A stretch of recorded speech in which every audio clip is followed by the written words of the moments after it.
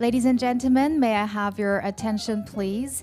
The 2022 Asia Economic Community Forum will begin shortly at 1:30 p.m. So please take your seats and get ready for our opening ceremony. And for those of you participating on site, you may use the interpretation receiver that's lying on the table. Channel 1 is for English and channel 2 is for Korean. I would also kindly ask you to put your cell phones into silent mode throughout the event. 네, 잠시 후 1시 30분부터 2022 아시아 경제 공동체 포럼의 개회식이 시작될 예정입니다. 네, 이제 모두 착석 부탁드리겠습니다. 네, 또는 오늘 행사는 유튜브를 통해서 생중계될 예정입니다. 현장에 계신 참석자분들께서는 테이블 위에 준비된 동시통역 수신기를 사용해 주시면 되겠습니다. 네, 영어 채널은 1번, 그리고 한국어 채널은 2번입니다. 아울러 원활한 행사 진행을 위해서 갖고 계신 휴대전화는 꺼주시거나 매너 모드로 전환해 주시기 바라겠습니다. 네, 그러면 이제 착석 부탁드리며 잠시 후 다시 뵙겠습니다. Alright, I will see you in a bit when we start at 1:30. Thank you.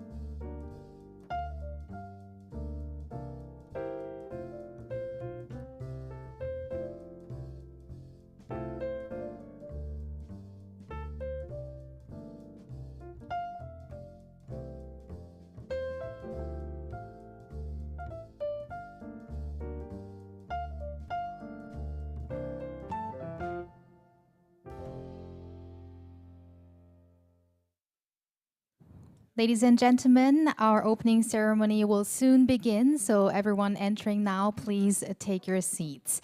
And I would also like to remind you that you can use simultaneous interpretation with the receivers that are lying on the table.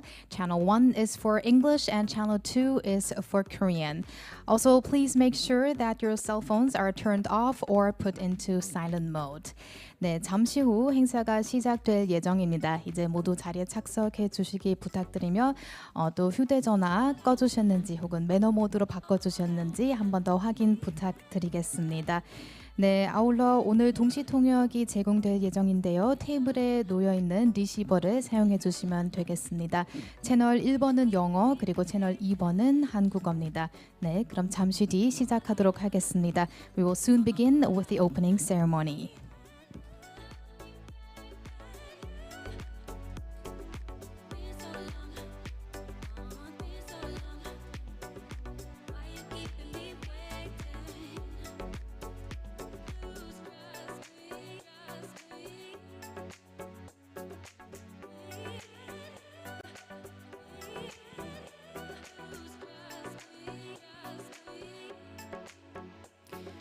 Good afternoon, ladies and gentlemen. Welcome to the 2022 Asia Economic Community Forum. First of all, I would like to extend our deepest gratitude for everyone joining us here in person as well as online. And from Korea as well as abroad, allow me to introduce myself. My name is Sowa Kwon, and it is my absolute honor to be moderating today's event. 네, 인사드리겠습니다. 오늘 진행을 맡은 아나운서 권소아입니다. 반갑습니다. Thank you. The Asia Economic Community Forum was first held in year 2009 under the theme Creating One Asia Together. And this year already marks the 14th event.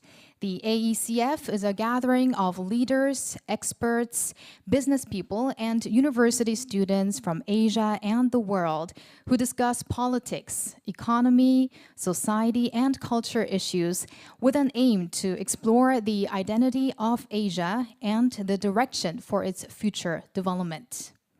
Under the theme Existential Global Threats, Challenges to Asia and the Global Economy, this year's forum will be held for 2 days, and it will also be broadcast live on YouTube. So we look forward for your engagement and support throughout the 2 days.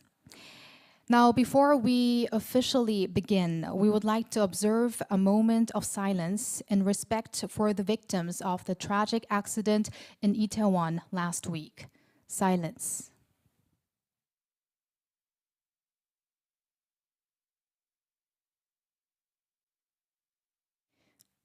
Thank you. And now let's officially begin the opening ceremony of the 2022 Asia Economic Community Forum. First of all, we would like to invite Chairman Jae-hoon Park of the Asia Economic Community Foundation for an opening remark. Let's welcome him with a warm round of applause.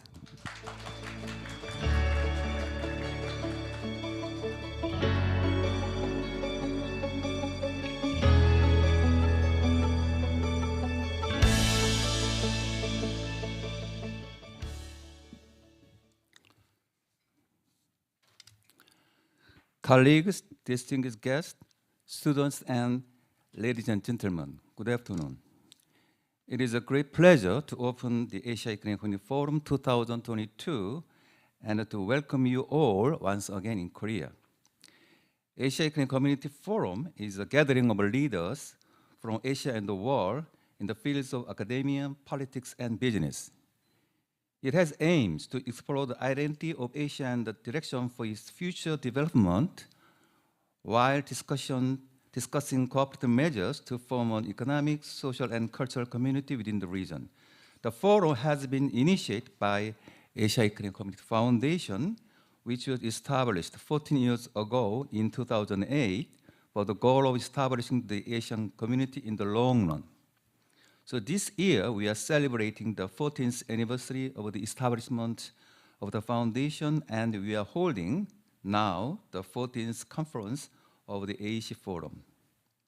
I could say that 13 previous conferences since 2009 became the essential steps for a successful launching of a prestigious international forum, which is expected to be a cornerstone for the historic march toward the creation of the Asian community. Since 2017, we have been preparing for publishing an SSCI level international journal based on the accumulation of AECF activities. From last year, the forum has published the international journal, which is called Asia and the Global Economy, AGE, published by the major publisher Elsevier. AGE is the official journal of Asia Economic Community Foundation, Incheon National University, and the Tae Academy. This year's theme is existential global threats, challenges to Asia and the global economy. We are now facing various existential global threats, such as climate change, the pandemic, and geopolitical crises, including the war in Ukraine, North Korea's nuclear armament, and the US-China strategic competition. All of these crises are occurring within the fourth industrial revolution. We'll discuss how to resolve those threats in the context of finding implications for the Asian regional integration. The plenary session 1 and 2 will discuss how to resolve existential global threats and challenges to Asia and the global economy. In 2017, the foundation launched a new project of the Youth Committee, the main activities of which are organizing the Model Asian Union competition and an international network of college students around Asia. This year, the committee is again organizing the competition regarding young people's future vision of the Asian community. This year, AECF started a joint research project of Northeast Asian Regional Cooperation Index together with KIEP and Tae Academy. The plenary session preliminary results are presented in a special session tomorrow. Like previous years, many renowned institutions and organizations from home and abroad are participating as co-organizing and sponsoring institutions. This year, we are organizing total 16 sessions and total 41 papers are presented. Summarizing 2 days forum, we'll announce the Incheon Declaration 2022 that suggests how to resolve the global threats and challenges to Asia and the global economy. This year, 2 of the former keynote speakers of the inaugural forum in 2009 have passed away. We all pray for the repose of the deceased former president of Soviet Union Mikhail Gorbachev and Poi Kim Ji-ha. Lastly, but not the least, I want to express my sincere condolences to my student, Naziraliyev Bukhamadrov, who died at the Itaewon tragedy, and I wish the injured students to recover quickly. I hope that you enjoy your time here and that you are able to build both lasting memories and contacts, even though due to the pandemic, most of foreign participants are participating only online. The major sessions are broadcasted in real time by YouTube. Thank you very much. Thank you very much to Chairman Park for opening today's event with a look back at the history of the AECF and also highlighting the ever more importance of this year's event, and also condolences to your student. And next, we will have a congratulatory address by Oh Bu-chen, Secretary General of the Trilateral Cooperation Secretariat. Please welcome her with a big round of applause.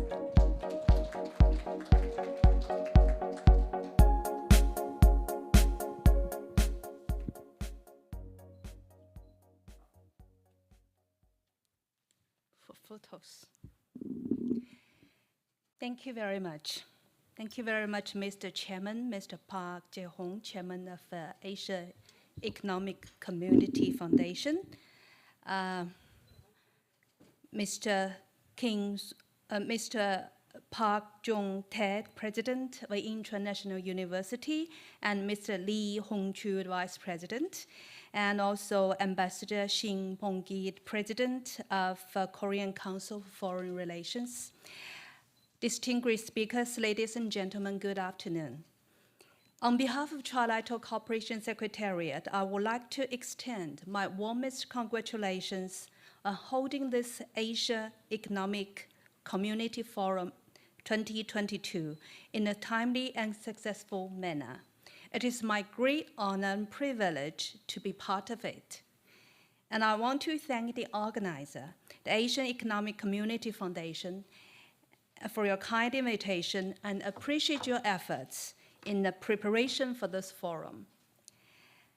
Over the past decade, the forum has served as a significant platform, bringing together global leaders to discuss solutions to the global economic crisis and picture the vision of the Asian economic community. I firmly believe that today's forum is a valuable occasion for us to seek ways to develop our partnership and lay out a blueprint for formulating a promoting Asian community. And actually, recently, I have attended several seminars, symposiums, dialogues on regional cooperation. And on those occasions, what has been most heatedly debated and discussed among the experts actually focused on 2 points. The first point is that the world we are living in today is in the most difficult time we have ever experienced in past decades. We are facing a number of challenges, such as domestic turmoil in some of the countries, uncertainty in international geopolitics, volatility in the world economic order, and chaos in people's life. And the second point is that Asia is at a crossroad. The world today is indeed undergoing a tremendous changes. COVID-19 pandemic continues to rage. Traditional and non-traditional security threats are on the rise. Geopolitical environment is getting worse. The international security situation is unstable. And furthermore, the world economic growth continues to slow down. Major economies like in Europe and US is now facing a risk of economic recession. The global value chain and supply chain are reconstructing. The price of energy, food, and commodity continues to rise, and the strong dollar policy intensified inflation in many countries in the world and making their currencies under extremely severe depreciation pressure. In the face of such complex and turbulent international context, Asia also faces mounting headwinds to growth and rising threats to the region. In addition to the economic downturn, the new focus of the geopolitical landscape has shifted to Asia, and that makes the region more uncertain. Asia is indeed at a crossroad and needs to make right choice on where to go in the future. Should we work together to address the challenges in a concerted effort, or a beggar thy neighbor policy to protect one particular country's benefits will be an option? It is heartening to see that most of the countries choose to work together to address our common challenges, in particular in the case of the trilateral cooperation among China, Japan, and Korea. Learning from the history of the trilateral cooperation, it is important to notice that cooperation is not an option, but an imperative whenever we are confronted by challenges. It is even more so when the challenges are worldwide, overwhelming. Trilateral cooperation evolved in the wake of the 1979 Asian financial crisis, starting with a breakfast meeting among the leaders of the three countries at the ASEAN Plus 3 Summit. In 2008, when the world was once again hit by the global financial crisis, trilateral cooperation was further strengthened and entered a phase of institutionalization with the launch of the Trilateral Summit. To date, the three countries have already established a pyramid cooperative structure with the Trilateral Summit as the core and supported by 21 ministerial level meetings plus more than 70 intergovernmental consultations and dialogues at different levels and covering a wide range of areas from human security, trade and supply chain, environment protection and climate change, to culture and education. As a part of East Asia, China, Japan, and Korea, joining ASEAN countries, are now the powerhouse of the world economy and the new gravity of the trade. Amidst all these challenges, there are opportunities for East Asia economic development. Regional Comprehensive Economic Partnership, RCEP, which was implemented early this year, for the first time ever, include all the East Asian countries in the same free trade arrangement. A full-fledged and a high-quality implementation of RCEP agreement to maximize the economic effect will be in no doubt helpful for the Eastern Asian countries to strengthen their economic resilience against a descending global economy. Statistics shows that since its implementation, RCEP has brought benefits to its members. China's import and export with other RCEP member states grew by 7.5% in the first 7 months. In Japan, RCEP is the highest utilized trade agreement in the first 3 quarters. In Korea, export from Daegu, Ulsan, and Gyeongbo area to other RCEP partners increased by 15% in the first 100 days. The export from Thailand to CJK countries also surged.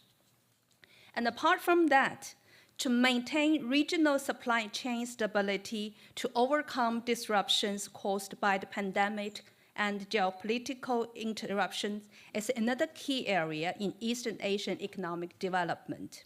In the past several decades, a mature, stable, and resilient regional supply chain has been established among East Asian countries, and we all benefit from it, and it's the same to the whole world. TCS's Trilateral Statistic Hub shows that the trade volume of intermediate goods between China, Japan, and Korea in the past 10 years has been in an average of at least 10% higher than the average of the whole world. The intermediate goods trade between CJK and other RCEP member states is also growing steadily and will continue to grow along with a high-quality implementation of RCEP. And to keep the supply chain continuously stable and resilient while resisting geopolitical disruption, it's very important for the stabilization of the economic situation and keep the momentum of economic development in East Asia. Another key area that we need to work together is to strengthen policy communication and coordination to maintain financial stability. The surge of a dollar upvaluation caused extremely severe depreciation pressure of Japanese yen and Korean won, as well as other currencies in East Asian countries. Lessons should be learned from the previous 2 financial crises that we suffered. And at this moment, it is extremely important for the East Asian Economic Community, CJK plus ASEAN, to intensify their communication and coordination on financial and monetary policy and to work together to maintain financial stability in East Asia. Last but not least, to restore and expand people-to-people and cultural exchange in the post-pandemic era and to prevent nationalism and populism overspreading, and will be helpful for the East Asian countries to reach a consensus for sustainable development. By having more face-to-face cultural exchange activities, people from all fields, especially the young people, can deepen their mutual understanding and friendship, enhance mutual recognition and goodwill, and build a strong public opinion foundation for mutual trust and cooperation in this region. Ladies and gentlemen, as a sub-regional intergovernmental organization, TCS is committed to promoting lasting peace, common prosperity, and shared culture in our region by making concerted efforts in enhancing regional economic cooperation and integration through our activities, and we will continue our efforts in this regard. Collective wisdom and efforts are absolutely essential in pushing forward the development of Eastern Asian economic community, especially when we face multi-layered challenges. In this context, I look forward to today's discussion and proposals for promoting regional common prosperity. I thank you very much. Thank you very much, Secretary General Obu Chen. Let's hope that Asia, which you said is at a crossroad, will face all the challenges that you named, especially through trilateral cooperation in East Asia, namely South Korea, China, and Japan. Thank you very much again. And now we will have another congratulatory remark by Kim Sung-hwan, President of Taeje Academy and former Foreign Minister of the Republic of Korea. He could not be here with us today, but has sent his congratulations through a video message. So let's give him a big round of applause and take a look. Good afternoon, distinguished guests, ladies and gentlemen. It is my honor and privilege to be participating in this year's Asia Economic Community Forum. I would like to thank the chairman of the Asia Economic Community Foundation, Dr. Jae-hoon Park, for hosting this great event. My deep gratitude also goes to Secretary General Oh Chen, Dr. Jong-tae Park, and today's keynote speaker, Dr. Gerard Roland. Last but not least, I'm extremely grateful to all the experts who will be sharing their insights at the forum. Distinguished guests, ladies and gentlemen, now we are living in an age of uncertain international environment. Russia's war in Ukraine is threatening global security and stability. The Kremlin is even contemplating the use of nuclear weapons. The impact of the Ukraine war is felt across Asia as well. Taiwan has emerged as the latest and the most likely flashpoint in the ongoing US-China strategic competition. North Korea keeps stirring up tensions by test-firing missiles and preparing to conduct another nuclear test in violation of multiple UN Security Council resolutions. The need for cooperation among Asian countries is truly profound now. The Europeans shared concerns about the devastating consequences of war gave birth to a series of treaties that created today's European Union. They were able to build a community only after they experienced the horrors of the First and Second World Wars. However, we must remember today's war could herald an end to human existence. In Asia, we need to learn from Europe's experiences and start building the foundations of cooperation before the war is upon us, not after. One of the greatest thinkers of the 20th century, Bertrand Russell, once said, "If we despise the East and fail to learn from its wisdom, the Western civilization will only end in annihilation." In the wake of the Ukraine war, Europe now stands on the verge of another war.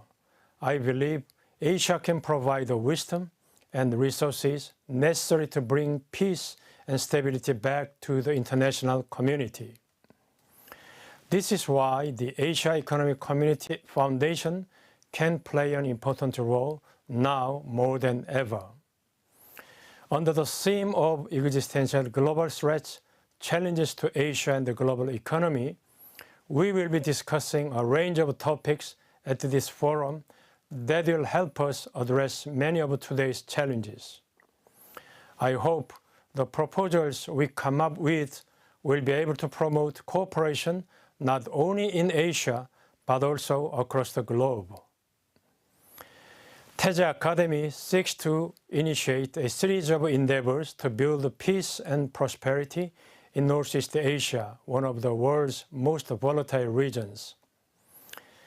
As a first step in partnership with AECF and KIEP, 태제 is currently in the process of creating an index measuring the levels of cooperation within Northeast Asia. This index will include South Korea, Japan, China, and North Korea, along with the United States and Russia, without whom we cannot discuss the Northeast Asian security environment. It will measure the levels of cooperation and the regional integration in a number of areas, including economy, security, and culture. And will present a core framework of this project at the forum. I would greatly appreciate your interest and look forward to receiving your constructive feedback. Additionally, we have organized a panel discussion on various cooperative endeavors with Southeast Asia. Southeast Asia is one of the fastest growing regions in the world, and ASEAN has increasingly powerful leverage that can potentially enable it to serve as an effective mediator between Washington and Beijing. On this panel, top experts from KIEP and the Korea National Diplomatic Academy will speak on the state of economic and security cooperation between South Korea and ASEAN. I hope the panel discussion will produce interesting ideas on how South Korea can contribute to reducing tensions between the United States and China, as well as within Northeast Asia, through close cooperation with ASEAN. Distinguished guests, ladies and gentlemen, autumn is in full swing and the year 2022 will come to a close soon. This winter will be colder than any other that came before because of the ongoing US-China rivalry and the war in Ukraine. I sincerely hope that the collective wisdom of all the scholars in attendance here today and tomorrow will help ignite a spark that can bring much needed warmth to this cold winter. And I hope that we get to see the flames of peace, not of war, burn bright once again. Thank you. Thank you very much. Good afternoon. Let's indeed hope for warmer days to come. So thank you again to President Kim for that address and especially for underscoring Asia's role in securing a peaceful world. And next, we have another congratulatory address by Park Jong-tae, President of Incheon National University. Please welcome him with a big round of applause.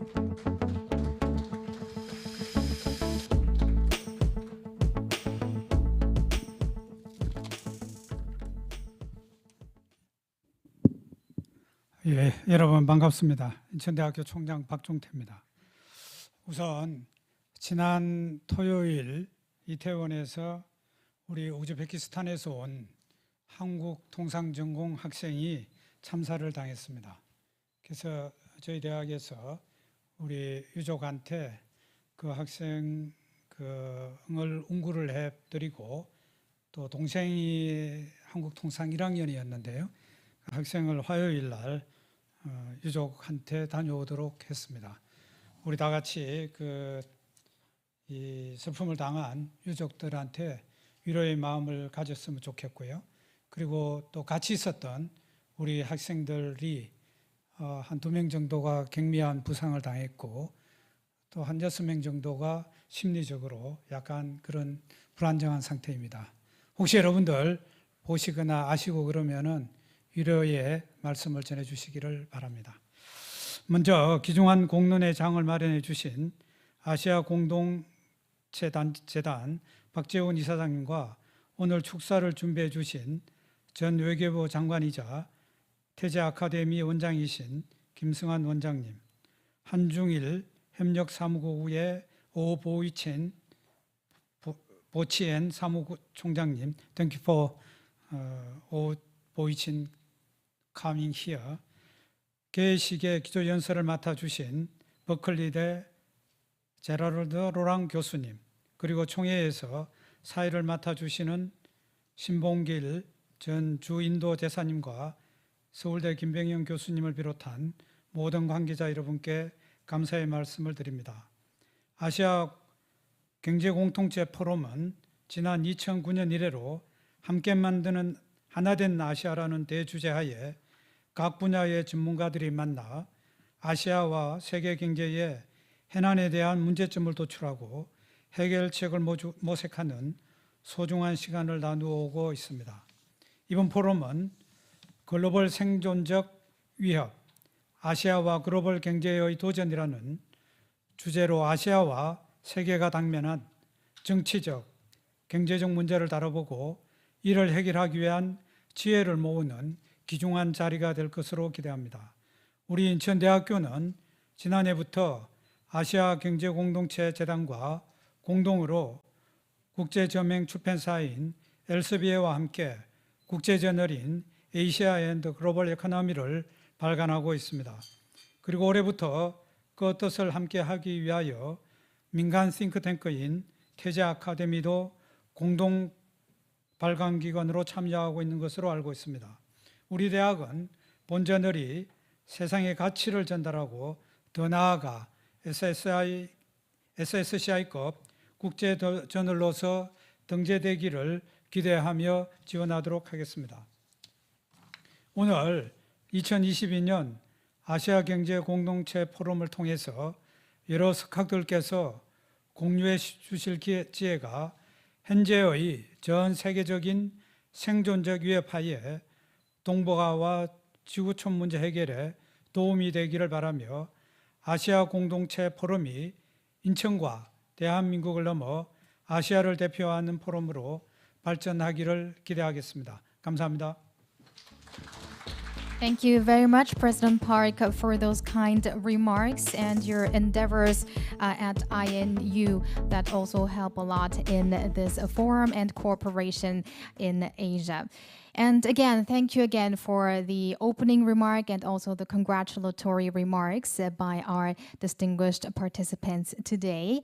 And now we will move on to our keynote address by Professor Gerard Rowland of UC Berkeley under the theme U.S.-Chinese relationship after the war in Ukraine. Now, Professor Rowland was unable to attend in person, but has sent us a speech through a pre-recorded video. So let's take a look, but first, let's give him a big round of applause.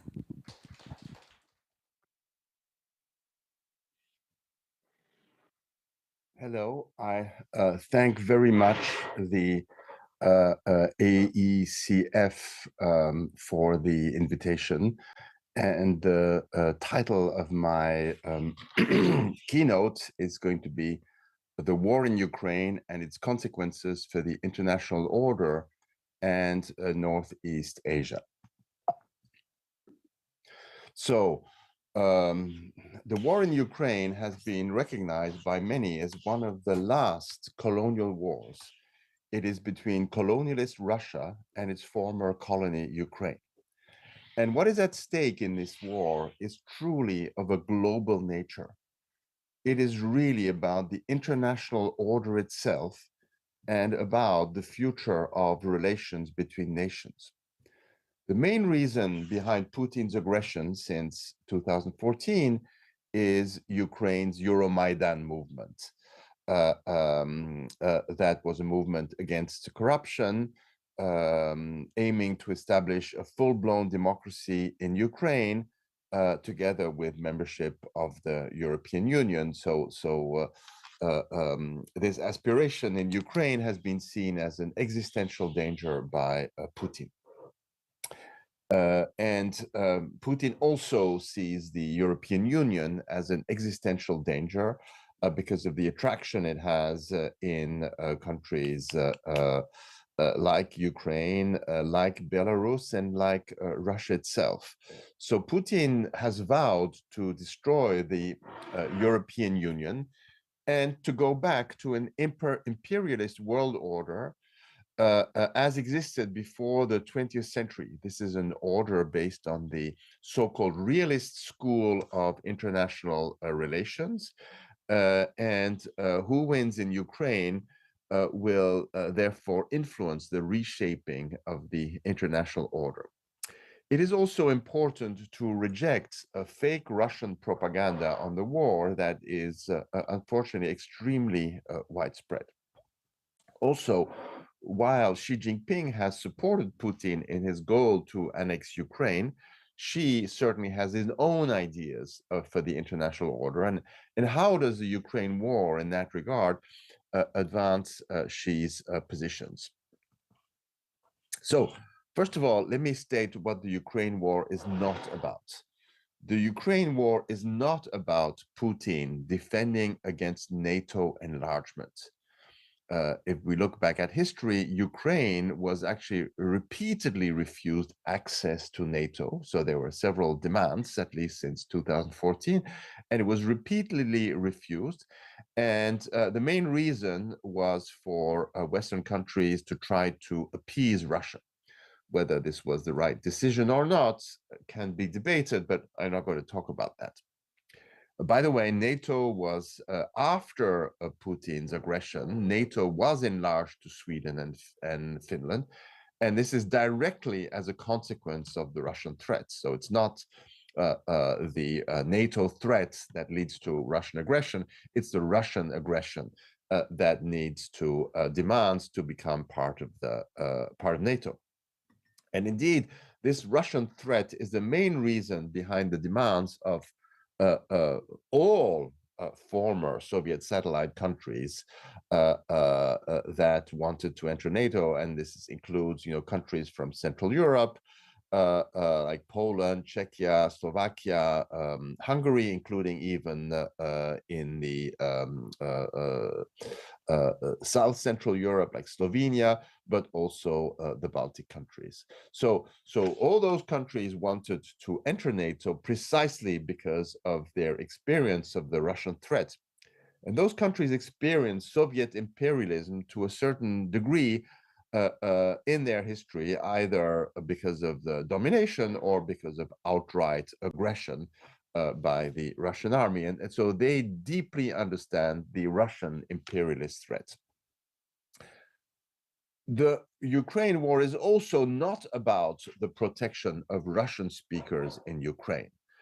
Contrary to what is often said in Russia. We have to see that the Russian-speaking part of Ukraine have suffered the most so far from the Russian war atrocities.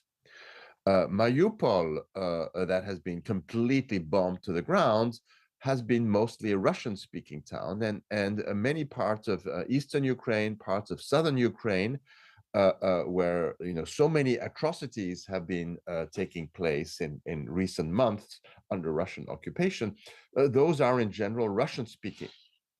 And so widespread Russian speaking in Ukraine is actually the result of centuries long oppression of the Ukrainian language when Ukraine was under Russian Tsarist domination. For centuries, the Ukrainian language was oppressed, was prohibited. And so this is the background that one has to see. Probably the most useful comparison to try to understand the situation would be with Ireland. In Ireland, English is widespread, but it is not an indication of being pro-British. Same thing, Russian is widespread in Ukraine, but it is clearly not an indication of being pro-Russian. So this is very, very important. Now, Putin considers that international relations should be based on raw bargaining power. These are the ideas of the realist school, and not on formal and binding rules. Putin considers that Russia, as a big power, has the God-given right to have buffer states that it can bully around, that it has the right to its own sphere of influence based on its own military power, and smaller states should submit to bigger states. For Putin, terrorizing populations is not a war crime. This is a technique of war to make the opponent lose and thus a legitimate tool of war. And so there has been a systematic policy of trying to terrorize the Ukrainian population because Putin thinks that he's going to scare them and then he's going to win.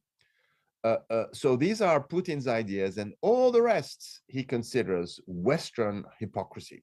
Okay, so this is his view of how he plays the game, how the game is being played, and that there's no other way to play the game apart from the way he considers legitimate.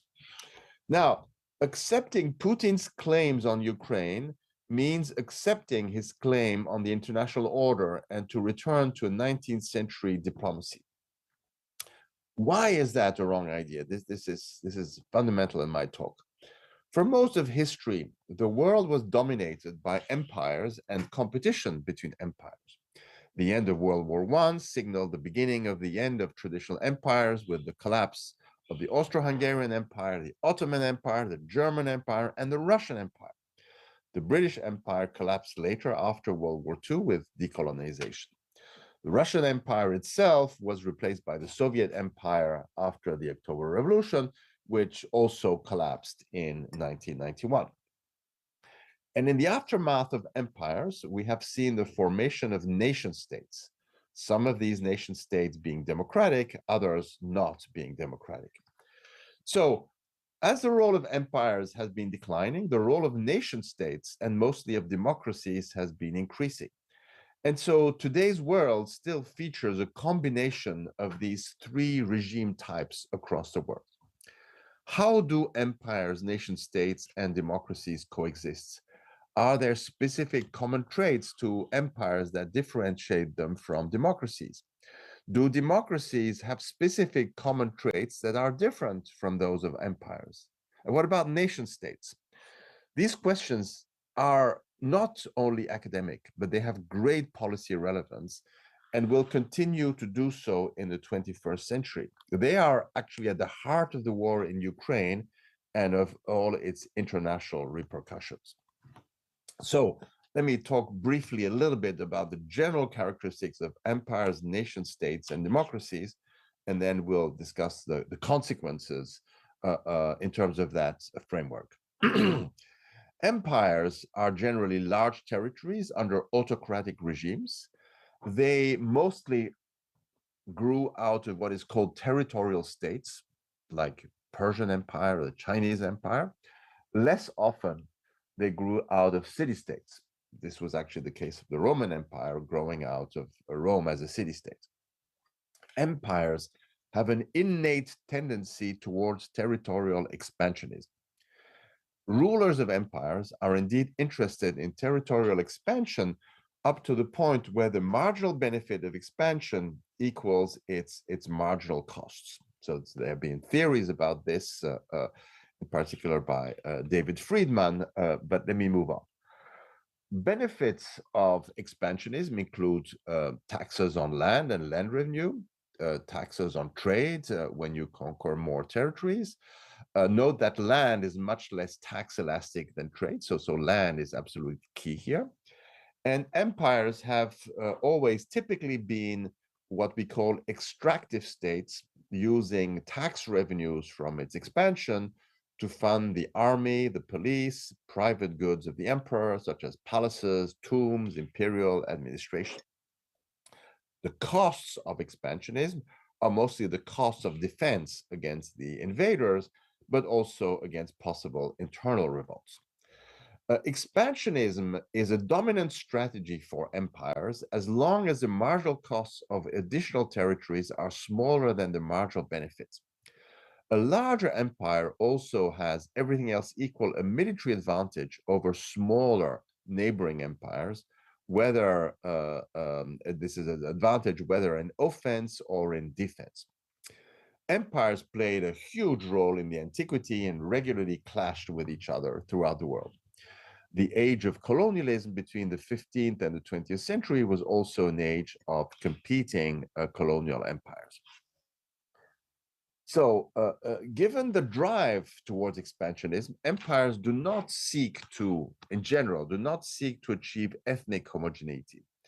Empires tend to be multi-ethnic. The Austro-Hungarian Empire was a good example, but also the Ottoman Empire until it collapsed, and the Russian Tsarist Empire, and even China today. If we look at China today, the western half of the country, the western 50% of the territory, contains only 7% of the total population, most of them being national minorities like Tibetans, Uyghurs, Mongols, etc., etc. Because of ethnic heterogeneity, empires do not generally have an interest in developing nationalist ideology unless one ethnic group is a large majority, which happens. So instead of nationalism, empires have used religions or ideologies to try to cement their empires. This has been the role of the Catholic religion in the Austro-Hungarian Empire, of Orthodox religion in the Russian Empire, of Islam in the Caliphates, but also later in the Ottoman Empire, of Confucianism in the Chinese Empire, Zoroastrianism in the Persian Empire, and what could go on and on. Hinduism, Buddhism, similarly are not ethnic-based ideology. And so this is an advantage in empires. Now, rival expansionism of empires generally leads to war, which inflict losses. And this leads in turn in the long run to the decline of empires. So Russia inflicted losses on the Ottoman Empire throughout the 19th century. Russia challenged the Austro-Hungarian Empire for domination over the Balkans, which led to World War I, and World War I led to collapse of four big empires: the Austro-Hungarian, the Ottoman, the Russian, and the German Empire. Japan inflicted losses on Russia and China in the first half of the 20th century. World War II led to the collapse of the British Empire, the Japanese Empire, the Nazi Empire, that's the Third Reich. And the Cold War led to the collapse of the Soviet Empire and the loss of satellite states as well as Soviet republics, such as the Baltic states, Ukraine, Kazakhstan, etc. Empires weakened by wars tend to collapse internally, and their fragments, the pieces from the collapse, are generally replaced by nation states, whether these nation states are democratic or not. This happened in Central Europe and Southeastern Europe after World War I. It happened with decolonization throughout the world in the aftermath of the weakening of the British Empire. Now, imperial powers, though generally in decline, and when in decline, may still show some signs of aggressiveness. So the Soviet Empire invaded Central Europe after the aftermath of World War II. The Third Reich replaced the German Empire, leading to the single most atrocious war, World War II. China invaded Tibet when it was actually still very, very weak. It was shortly after the Communist Party had conquered mainland China. Russia's invasion of Crimea and Donbass, and now of whole Ukraine, can be seen, of course, as a show of aggressiveness of a declining empire. By the way, it is very unlikely that new empires emerge because would-be empires will be preemptively squashed. There was the idea of ISIS, of a new caliphate under the leadership of the ISIS, but that was preemptively squashed and is unlikely to come back. So in the past, imperial rivalries would lead to phases of decline and revival. But in the modern world, I would claim that empires are doomed. Why? because land, later also natural resources, and slaves were the main rewards of imperial expansion. In the modern world, land is not that important. In the modern world, human capital is the main driver of growth and cannot easily be forced to be productive. Natural resources can be obtained via trade without necessarily the cost of maintaining and defending territory one has invaded. Also, the progress of education leads to demands for human and civil rights and public goods, albeit with different levels of intensity. And so the current Russian and Chinese empires will likely be doomed by backlash from their expansionism and repression, leading to probable, very likely initial chaos and certain territorial fragmentation. Now, let me come to the characteristics of nation states. Nation states started to develop since the 16th and 17th century based on innovations in military technology that favored centralization and economies of scale in warfare, and thus big armies, as shown by the work of Tilly.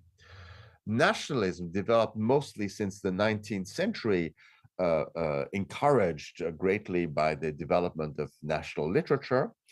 And nationalist ideology itself led to demands for the establishment of nation states, especially in territories under the domination of empires, among ethnic groups that were marginalized within those empires. And so nation states fed by nationalism aspire to ethnic homogeneity within the boundaries of the nation. This does in principle not necessarily lead to expansionism and imperial ambitions, but it could, as was seen by the case of Nazi Germany, where the aspiration to ethnic homogeneity led to the Holocaust and to the horrible atrocities caused by the Nazis. So demands for ethnic homogeneity in general lead less to expansionism than to ethnic cleansing within the boundaries of the nation, especially in non-democratic nation states. So dramatic examples would be the development of the Turkish nation state, which led to the genocide of Armenians, 1.5 million, but also to the expulsion of the Orthodox Christians, more than 1.5 million, who lived in Asia Minor and were essentially forced to leave Asia Minor to go to Greece. The Nazis in the Drang nach Osten committed genocide on Jews, but also intended to eliminate Slavs altogether to create Lebensraum for German settlers. And so Nazi Germany was a hybrid between a nation state and empire. And by the way, there are similarities in today's China that is both strongly nationalist, but also imperialist, given its scope. And so these imperialist tendencies of nation states in general go against the general direction of history. Unfortunately, there are many, many examples of creation of nation states that are associated with ethnic cleansing, with the repression of minorities to try to create ethnic homogeneity. We've seen it in former Yugoslavia. We tend to see it in many places. So nation states, especially in their non-democratic form, tend to be more inward-looking compared to empires and more close to the outside world. Again, this is compared to empires. They reject immigration, are mostly hostile to economic takeovers by foreign capitals. They see limited opportunities for international cooperation and have the so-called realist view of international relations, seen as pure balance of power relations in a Hobbesian world. Nation states are more likely to experience friction at their borders because of imperfect overlap of national boundaries and ethnic boundaries. So they would tend to be oppressive towards minorities inside the boundary, but aggressive to neighboring countries who host ethnic co-nationals. The best example for such a nation state in today's world is Hungary under Orban. Hungary is illiberal inside and oppresses non-Hungarian minorities, but is defender of ethnic Hungarians in neighboring Slovakia and Romania. Nation states in general have a good capacity of defense against imperialist aggressors due to nationalist mobilization. And so demands for ethnic homogeneity in nation states are generally associated to demands for linguistic homogeneity, as was shown by the work of Hobsbawm, suppression of dialects, and discrimination against minority languages. And so nation states are compatible with some imperfect form of democracy where the tyranny of the majority is used to oppress minorities. And so Israel is an example. It wants to be at the same time a nation state and democracy. So this creates obviously tensions. Let me now finally come to democracies. Democracies were most often born in nation state, but not always.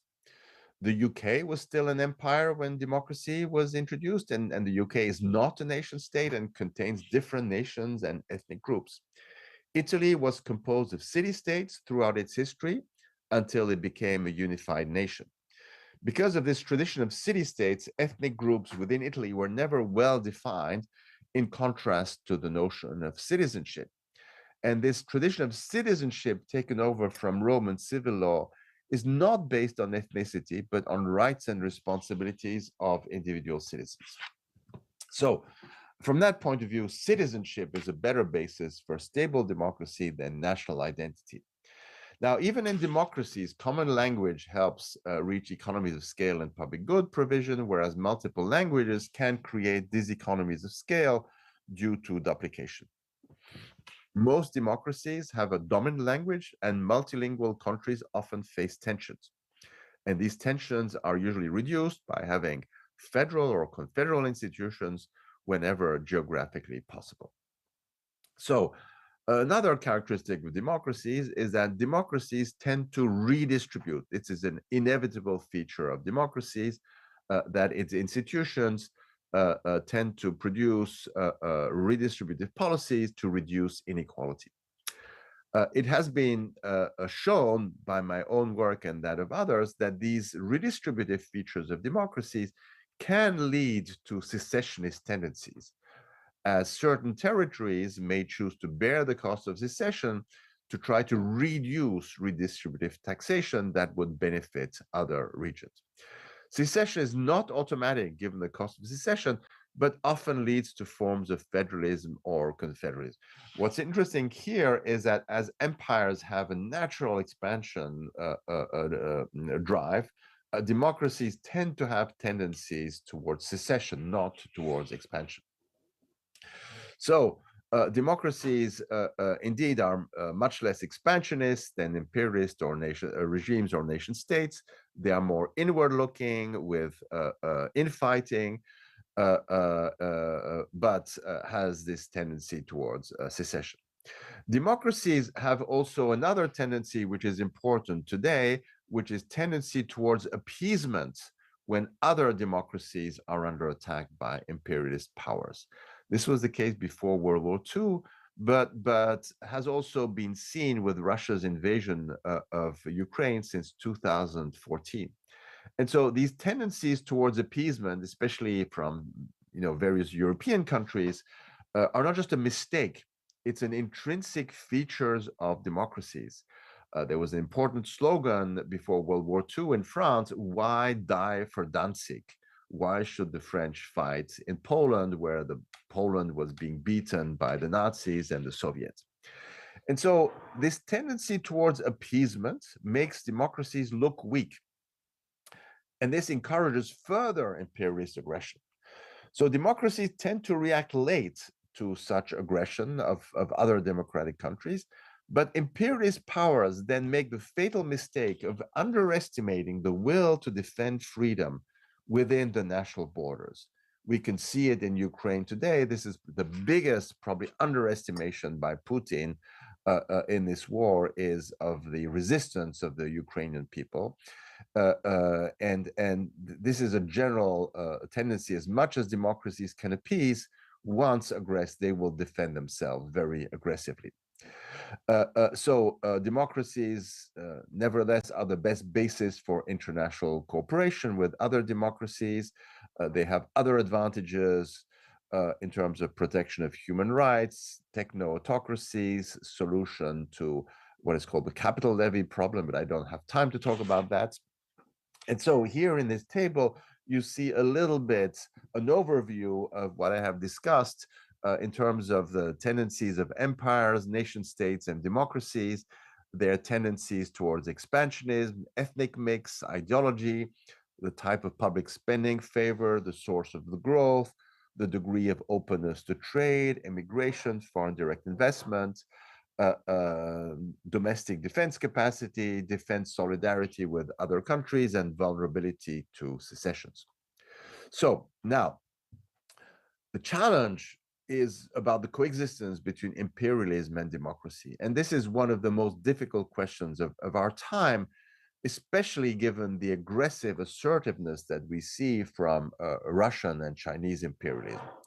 So the general answer is that such coexistence is difficult and unstable, will lead to very dangerous clashes that could easily escalate in world wars, killing billions. And so these tensions are there and need to be managed because empires will not disappear overnight. And so I will only focus here on the role of China in the context of Northeast Asia, which I was asked to do. So after abandoning its socialist economy and successfully embracing capitalism, Chinese communist leaders sought strong integration with the world economy, since economic success provides legitimacy for keeping the Communist Party in power. And as long as growth was the main objective of the Communist Party, coexistence was relatively easy. However, as China becomes the world's dominant economy in terms of GDP, ambitions to be the world's leading power and to redesign the world order are a source of international tension. And so Xi Jinping has been reviving the Chinese imperial view of the world. There's this expression, Tianxia, meaning everything under heaven, with a China-centric view of a Confucian hierarchy of tributary states ranked in a precise order. And so I've already talked about this Chinese view of concentric circles of tributary states. And so this is something that only works if countries accept it and agree to submit to China's power. And so this agreement can be achieved by economic pressure. We've seen very strong pressure against Australia and Lithuania, but certainly the Chinese leaders recognize that it cannot work for the US, which does not fit this worldview. And so some nationalist voices have called for the inevitable destruction of the US, but this is very premature and many other paths are possible. The Chinese view of tributary states does not imply military invasion, only peaceful coexistence within the concentric circles of tributary states and what they call respect, that is treating China according to Confucianist moral duty towards a superior power. And so there's no doubt that there will be future clashes about China's vision of the international order. Now, the main source, and I will finish with this part, the main source of international tension between China and the rest of the world will obviously relate to Taiwan. China has vowed to recover Taiwan through peaceful or violent means. This was just repeated by Xi at the 20th Party Congress. And China's claim on Taiwan is similar to Russia's claim on Ukraine. And so by saying this, these are not just claimed by Xi and Putin. These are deep, deep claims for which there is support in Russian and Chinese society. And so war and peace in Northeast Asia is likely to be determined by whether China invades Taiwan or not. A Taiwan scenario may look a lot like Ukraine, where Taiwan would be supported indirectly by the US, Japan, South Korea, etc. And by the way, such indirect support is the only way to keep the conflict localized from preventing it to become a true world war. Now, North Korea may play the role of Asia's Chechens, like Kadyrov, But they may also remain absent unless China would commit to kick US troops out of South Korea, which is completely unlikely in my view, because this would imply Chinese aggression of South Korea, and they would want to focus solely on Taiwan. So what about Taiwan conflict and the Korean Peninsula? South Korea is not eager to participate in an alliance to support Taiwan if attacked. I think this is clearly visible from President Yoon's recent reaction to Nancy Pelosi's visit in Asia when he didn't want to receive her in Seoul. And this is in contrast to Japan, where Japan would obviously be very eager to participate in an alliance against China invading Taiwan, and Japan has a strong motivation there of becoming a nuclear power, which is its main military weakness. I also think North Korea could stage some provocations, but I don't think North Korea would try to engage in a war over Taiwan. Whether China wins or loses in such a conflict, North Korea will always evaluate its positions based solely on its own interests. And staying out of the conflict can actually be interpreted as vindicating North Korea's nuclear policy. Kim Jong-un can say, look, we're staying out of it because we have a strong nuclear defense policy. We are able to stay out of it. Nobody is going to attack us. So that's one possible interpretation. And so to conclude, coexistence of empires, nation states, and democracies is problematic and may lead to instability. It's important to understand the nature of each country's regime in order to understand its external and internal behavior. Remaining empires should further decline in the future. The Russian Empire is currently much smaller, much weaker than the Soviet Empire in all dimensions, and it will continue to further weaken economically and demographically, and losing the war in Ukraine may actually lead to a collapse within Russia and to fragmentation of the Russian Empire.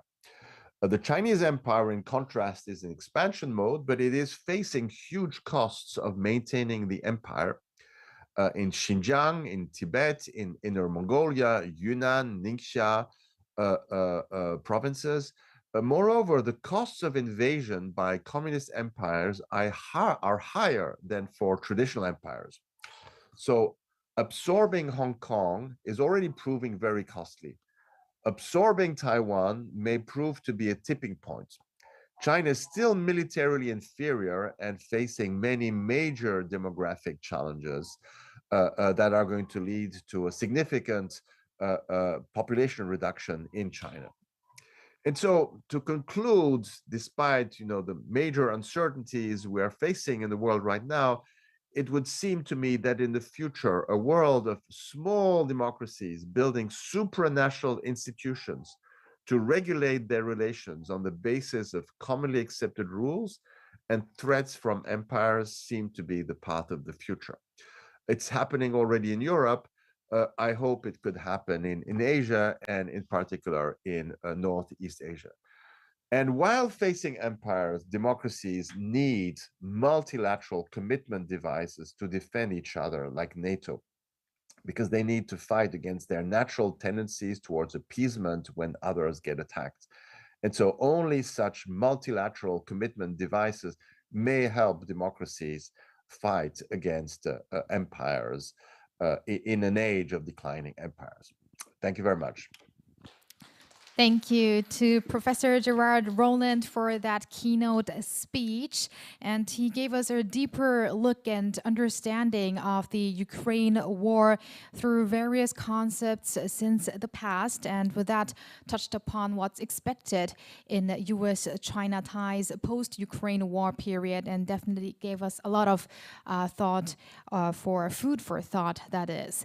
Thank you very much again for that speech. And with that, this concludes the opening ceremony of the 2022 Asia Economic Community Forum, and we're running slightly behind schedule, so that's why we will get the stage ready for plenary session 1. So if you must, please take a very short break and please return back to your seats as we will proceed with plenary session 1. So speakers and participants here on site and also our online participants, we would love to meet you again, so stay with us. Thank you very much.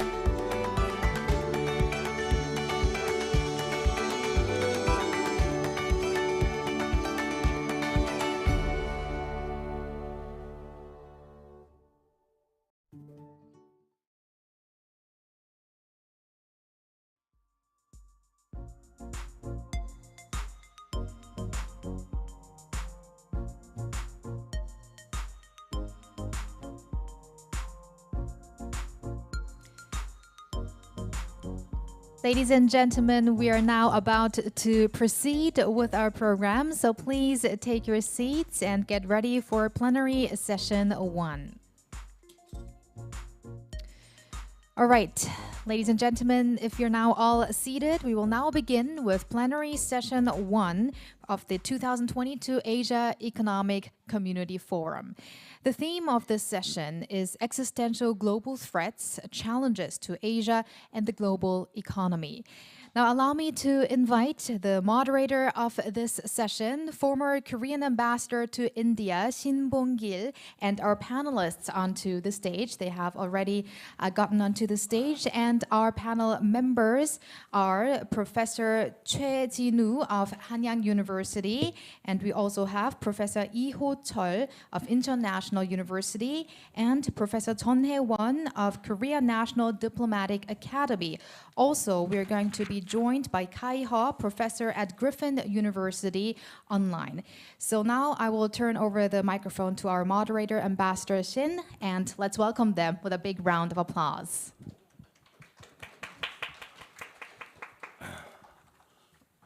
Thank you very much. I am Shin Bong-gil. I am the former Korean ambassador to India, and presently I'm serving as a chair professor of the University of North Korean Studies. And also, I would like to say that I had worked as a first Secretary General of the Trilateral Cooperation Secretariat of China, Japan, and Korea. I think I am invited by this title. This my experience actually, you see, had me pour my energy and my passion toward regional integration of Northeast Asia, of particularly the China, Japan, and Korea. And unfortunately, we see that the region is experiencing a lot of turbulence at this moment. But I hope that we should not give up this kind of regional integration and community building in Northeast Asia. Because we don't have much time, already past the time schedule, I would like to invite Professor Choi Jin-woo, Hanyang University, to take the floor. And I would like to give each speakers only maybe we hope that you can finish it in 20 minutes of time, and then we can have a panel discussion, and maybe we may have a question and answer session. Now I'll give the floor to Professor Choi.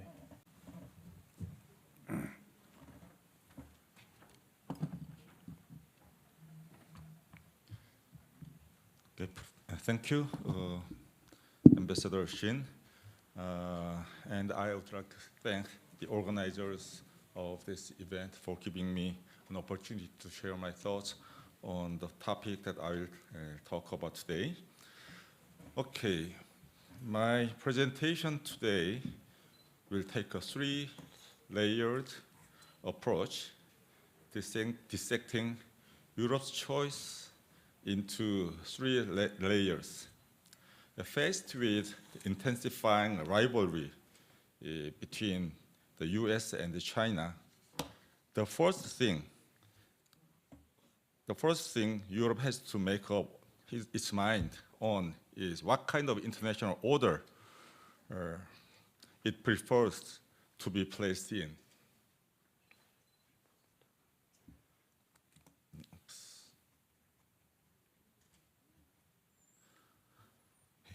And Europe's choice at this level is the rules-based international order, which is formed and led by the United States hegemony since the end of the Second World War.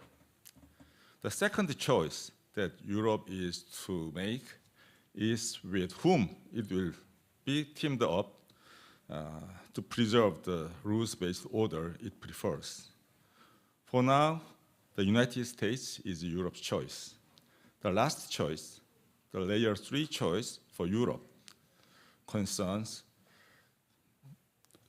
the mode of interaction with China Europe will forge within the perimeter of Europe's attachment to the rules-based order and partnership with the United States. Okay, more details. Let's talk a little bit about what's going on in world politics, but I don't want to spend too much time for this because we are all too aware with the current situation. Okay, to be brief, let me just say that the competition between the United States and China is getting hotter and hotter. The front line of competition expands rapidly from a trade war to technology, to security, and to value system. In other words, the rifts between the old hegemon, the United States, and the emerging power, China, is deepening and widening. As the mutual distrust and hostility between the two superpowers is riding on an upward spiral, the whole world is being forced to make a choice. Okay. What is Europe's choice then?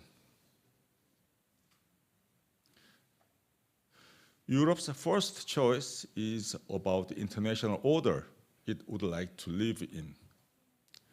The current international order is called the rules-based international order, and it was designed, created, and maintained by the United States after the Second World War. Under this order, Europe has been able to enjoy peace, prosperity, and freedom. In short, this order has worked for Europe's interests pretty well, and it also suits Europe's value system as well. For Europe, therefore, it is in its interest to preserve and even cultivate further this order. Of course, there could be some shortfalls stemming from the failure to adapt to the changing environment, but such shortcomings could be and should be handled in a reformist manner rather than wholesale transformation of entire system, Europeans think. Okay, by the way, what does this order look like? What are the defining features of this order? There could be many, but to my understanding, two things are paramount. First, this order involves the global governance based upon the principle of multilateralism, which is reflected in the United Nations system as we know of it. Second is basically a free trade regime where goods, services, capital, and the labor can move as freely as possible. Again, thanks to this order, Europeans believe the world politics have been stable and the world economy could grow fast, and Europe benefited a lot from this. So why not stick to this status quo?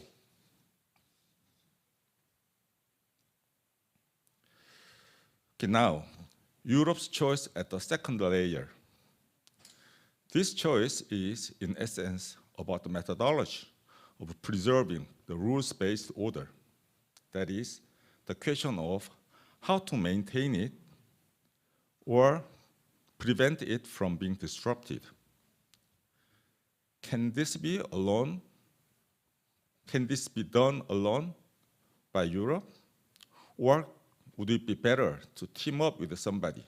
If so, with who?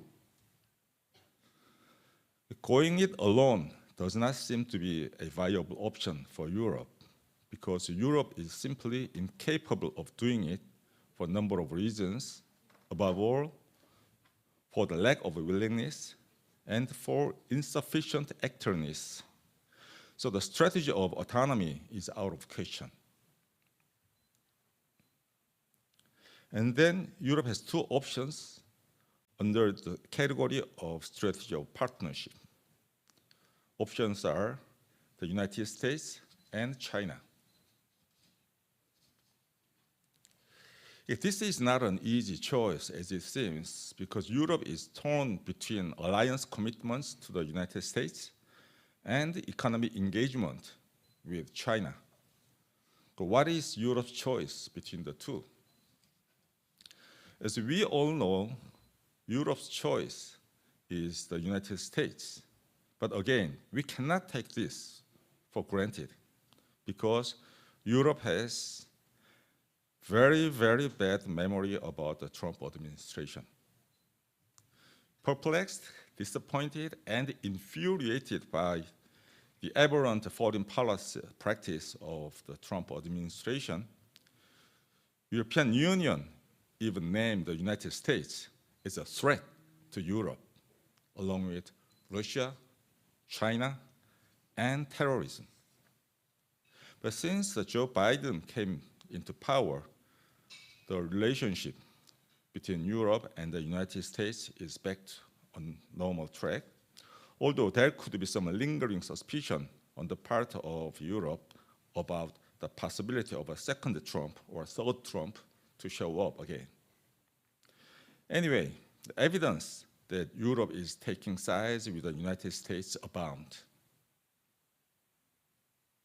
Very important official documents that include EU Indo-Pacific Strategy, pronounced in 2021, EU Strategic Compass, published in March 2022, and NATO Strategic Concept, adopted at the Madrid Summit in June this year, all warn that China poses a grave threat or a serious challenge to Europe's interests. So what's the problem with China? Here are some clash points between Europe and China. China is using its market power as a coercive diplomatic tool to pressure other countries. The unfair treatment of foreign firms operating on China's soil, malign cyber activities, threatening behavior in the space, territorial disputes in South and East China Sea, encroachment into Europe via the Belt and Road Initiative, and the use of the divide and rule tactic to maximize its influence on European countries, and so on. But the relationship between the two was not like this all the time.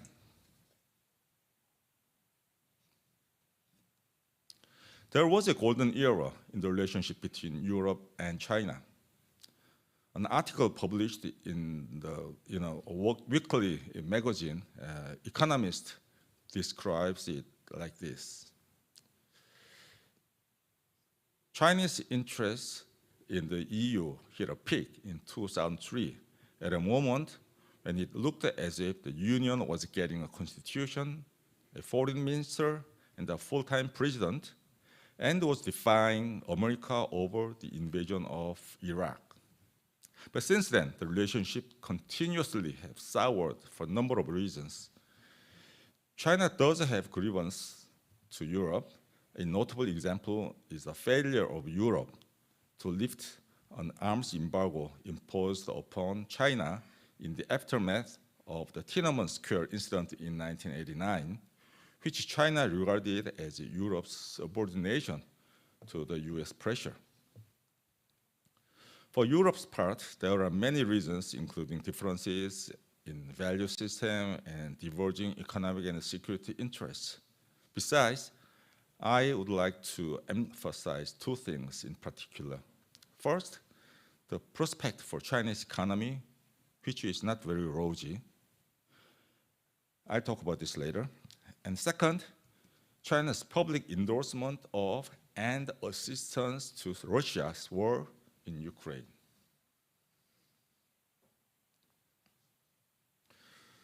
Okay, what about Putin's war? Put it simply, Europe is completely disillusioned with China. China did not hide, but made very public its solidarity with Russia. By invading Ukraine, Russia instantly became an enemy of Europe, an arch enemy indeed. Okay, what's friend's friend is friend, right? What's enemy's enemy is a friend. What's enemy's friend? It's an enemy, right? So China chose to be Europe's enemy. How can Europe choose China over the United States as a partner to work with in managing global affairs? Putin's war made it very easy for Europe to make up mind between the United States and China. Well, Europe's choice is the United States. Now what? Okay, Europe, let's say, is parting with China, but does that mean Europe is completely abandoning China and decoupling between the two is irreversible? Probably not. Certainly, Europe will have to maneuver within the parameter of the rules-based international order and the partnership with the United States.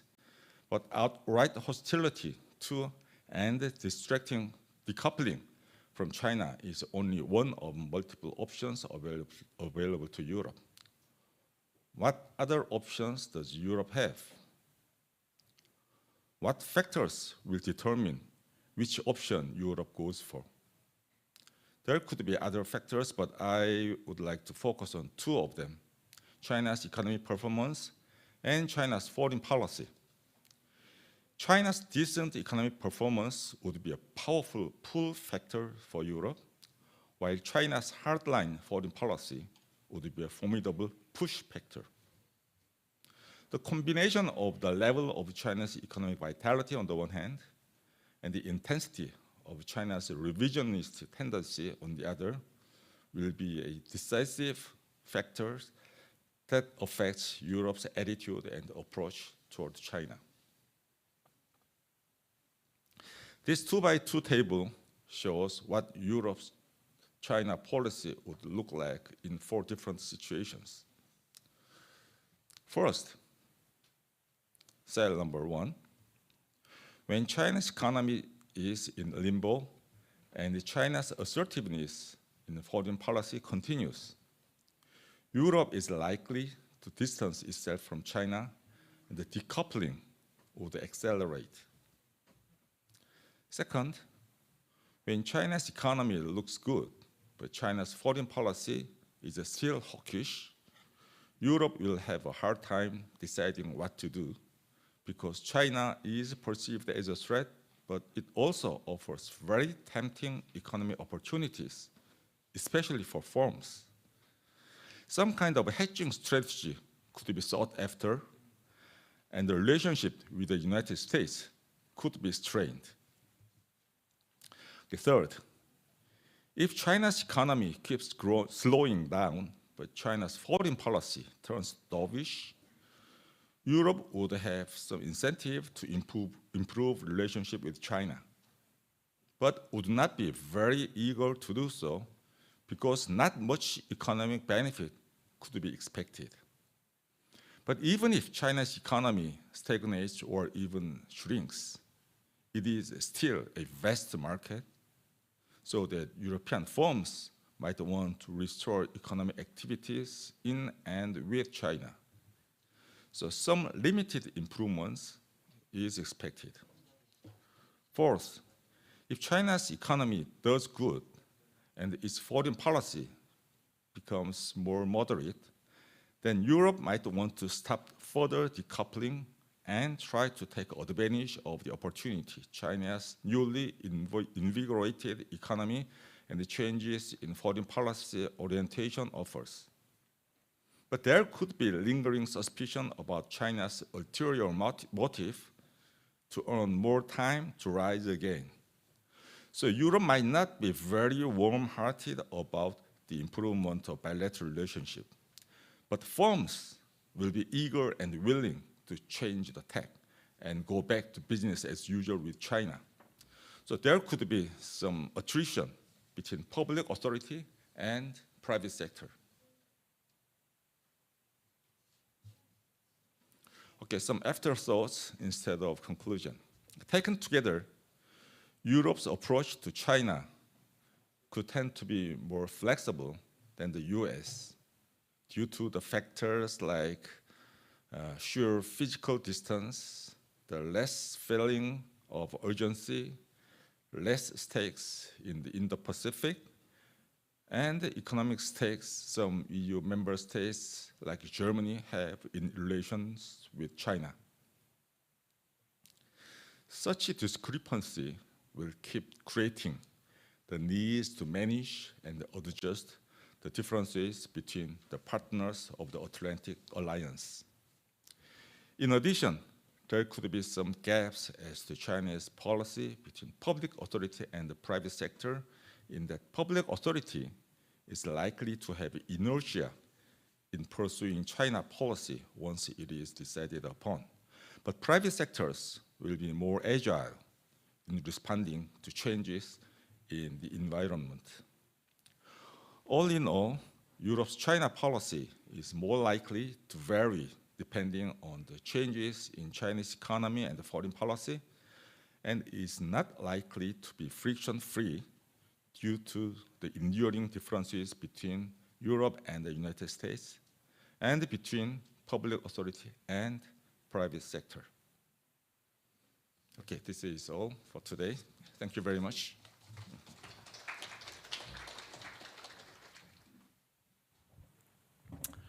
Thank you very much, Professor Choi Jin-woo. Professor Choi talked about the U.S.-China rivalry and Europe's choice. And I'm really thankful of him that his time management was so efficient that he could finish it exactly in 20 minutes of time. Now I'll go to the next speaker, Mr. Kai-he, the professor. Sorry.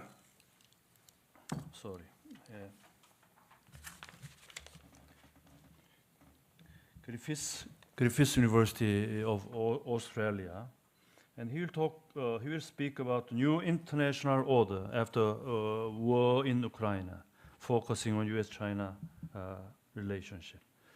Mr. Kai-he, yeah, I'll give you the floor. Thanks. Okay. Can you hear me? Yes. Okay. Thank you very much, and Ambassador Shin. And it is my great honor and pleasure to attend the Asia Economic Community Forum 2022. So my talk today is entitled "A New International Order After the War in Ukraine," focusing on U.S.-Chinese relationship. By the way, the title of the talk is given by a conference organizer. So as a scholar, I like to challenge authority and ask questions. Therefore, I have added a question mark.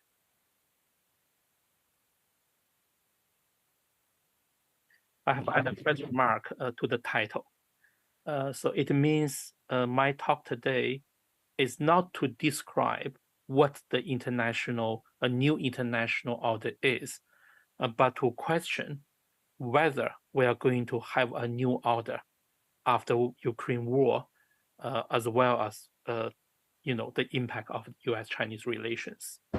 So in my view, it is critical to answer the whether question first before we can go to the what question. So in order to answer the question of whether we are going to have a new international order, we need to clarify some key concepts. The first one is, what is international order? How do we measure the so-called order transition?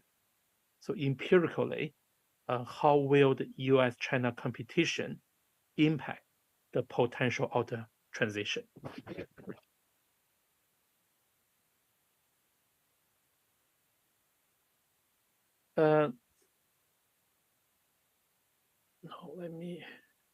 So this is the structure of my talk. First, I will discuss the existing conceptualization of the key concept of international order and highlight the problem and the weakness of the existing literature in defining the concept in the academic field. Then I will propose a three-pillar definition of international order and introduce my hypothesis of order transition. Last, I will apply the three-pillar conceptualization of international order to examine the impact of the US-China competition on the international order, especially in the Indo-Pacific region. A small warning, academics like me like to discuss boring stuff like the concept of order and the international order. However, I will show you in a minute that it's extremely important to get the key concept right before discussing any policy implications. So in public media or in academic field, international order is a contested concept. Some people, use the rule-based order. Some people use the liberal international order.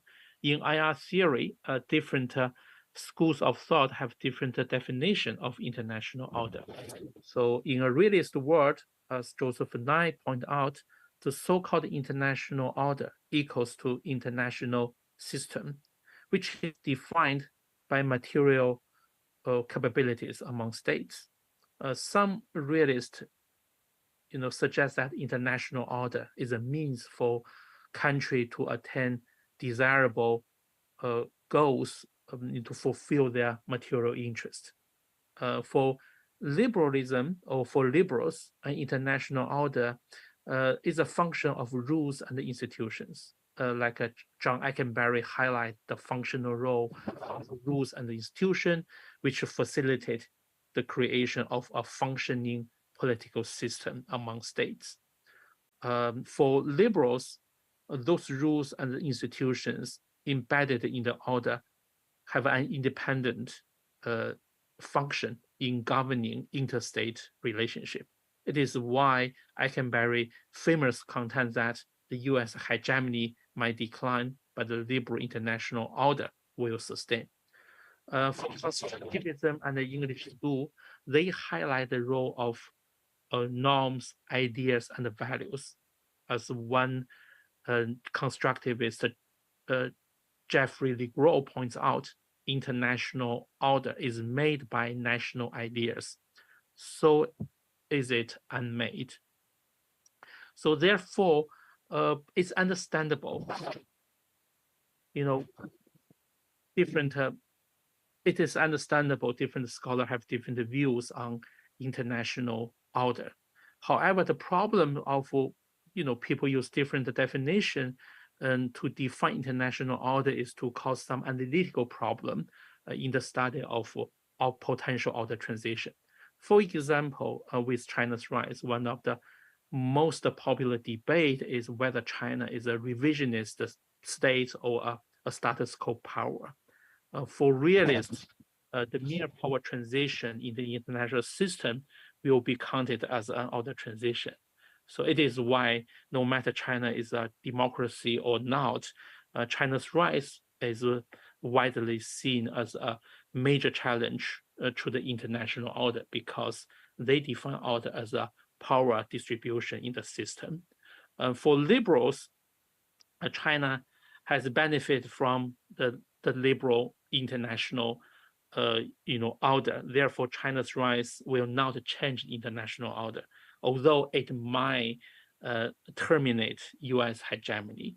For constructivism, China's rise and the future international order are full of uncertainties because if China can be successfully socialized into the international order, then China's rise will not be a problem. Otherwise, China's have different identity, have different culture, which is different from the West. Therefore, some constructivist thinking China's rise will not, China will not become a full member of international society. Although academic debate among scholars a common phenomenon, IR scholars seem to talk past each other because they use different definition to define international order is there, and also use that different baseline to analyze the implication of China's rise. So in order to address this problem, some scholars suggest the international order can be defined as an emergent property in a complex adaptive system, which are shaped by spontaneous actions, intentional behaviors, as well as a habitual practice among different actors in the international system. So this emergent property view of international order shifts our analysis of order from whose order is a U.S. order, a liberal order, to a question of what order. Does this order exist? How would define or measure this order? For example, Harvard professor Ian Johnston adopted this emergent property approach and use an inductive approach to define 8 simultaneously existing order in different issue areas, and use that definition to examine China's challenge to the current international order. The finding of Johnston's inductive approach to international order are insightful because he argues that both China and the US have mixed behaviors towards current international order. It means both countries are both revisionist and status quo states in different issue areas, in different emergent property in international system. So one problem of this inductive conceptualization of international order is how we define, how we explain the change or transition of international order as a whole. In particular, among those 8 issue-based suborders, such as the constitutive order, military order, political development order, which order or orders are the most important one? When and under what conditions will changes of issue-based order lead to a fundamental transition of the whole international order? So in order to address this transition-based question, I propose a deductive conceptualization of international order by synthesizing 3 IR paradigms and also with this emergent property approach in understanding international order. So borrowing the insights from Johnston, so I argue international order can be seen as an emergent property of interactions of states and non-state actors in international system. However, this emergent property, the international order as a whole, is built on 3 pillars: the power distribution, the institutional arrangement, and the norm diffusion.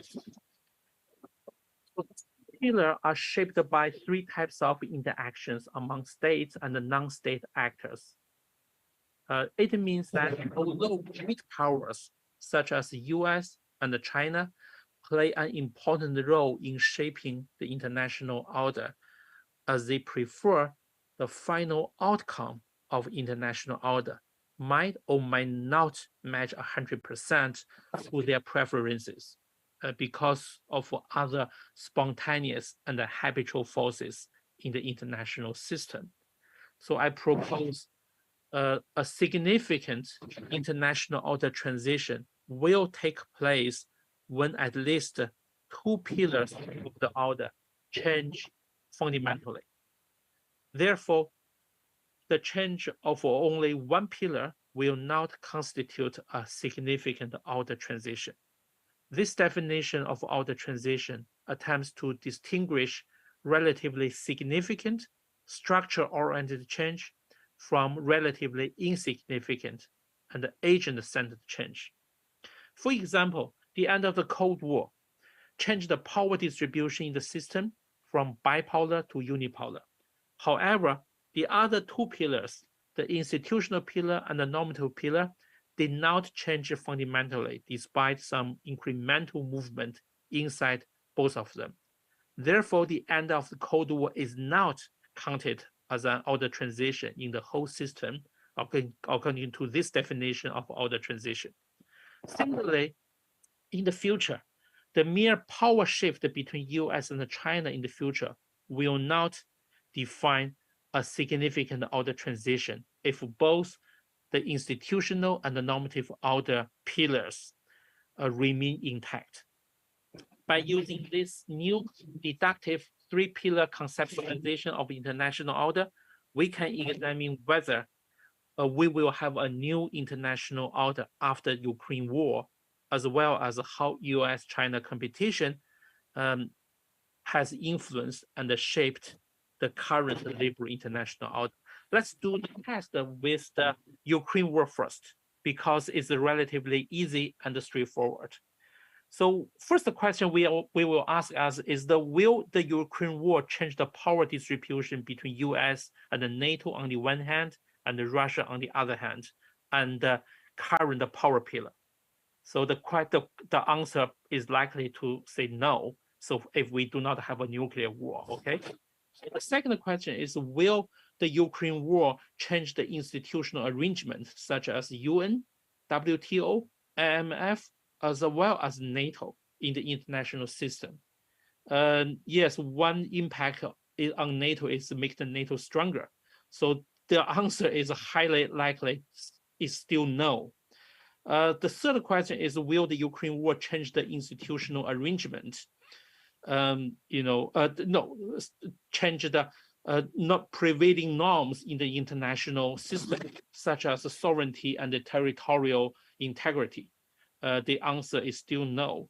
The victory of Ukraine in defending its territory will strengthen the sovereignty, the sovereign norms in the international system. Therefore, according to my three-pillar definition of international order, we might not have a new international order after the Ukraine war, with the condition that we do not have a nuclear war, which will destroy everything.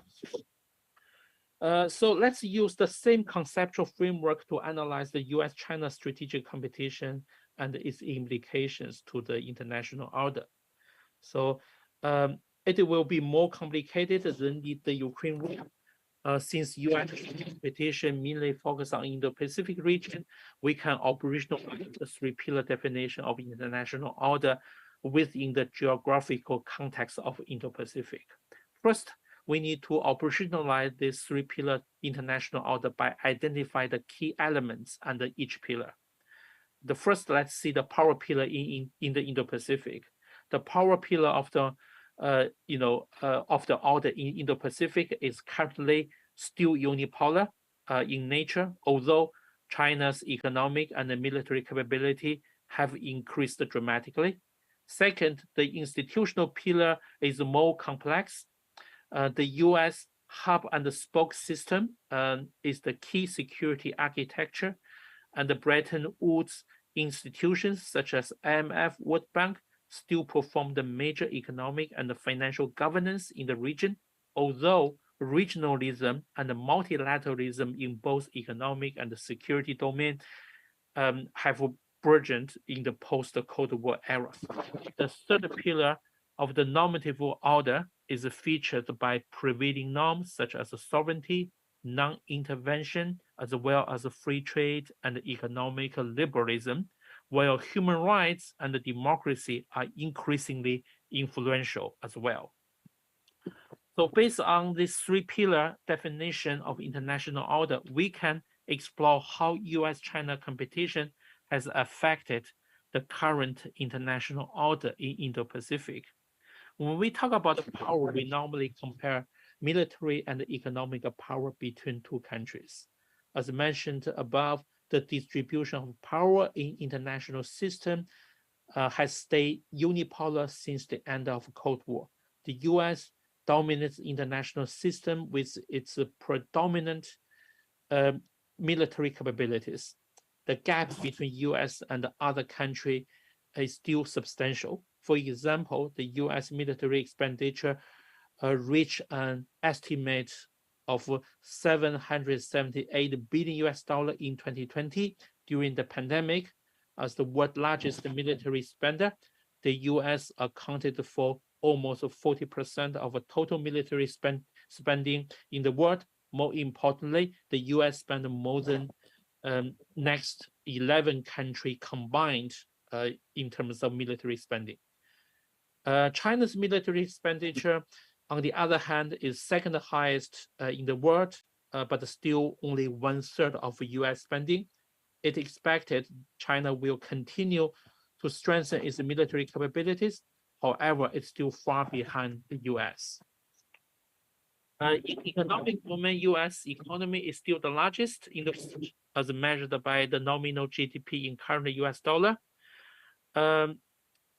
It is true the Chinese economy is rapidly catching up with US economy. However, given China's population base, the large, huge population base, its GDP per capita in 2020 ranked in the, even behind Poland and Chile.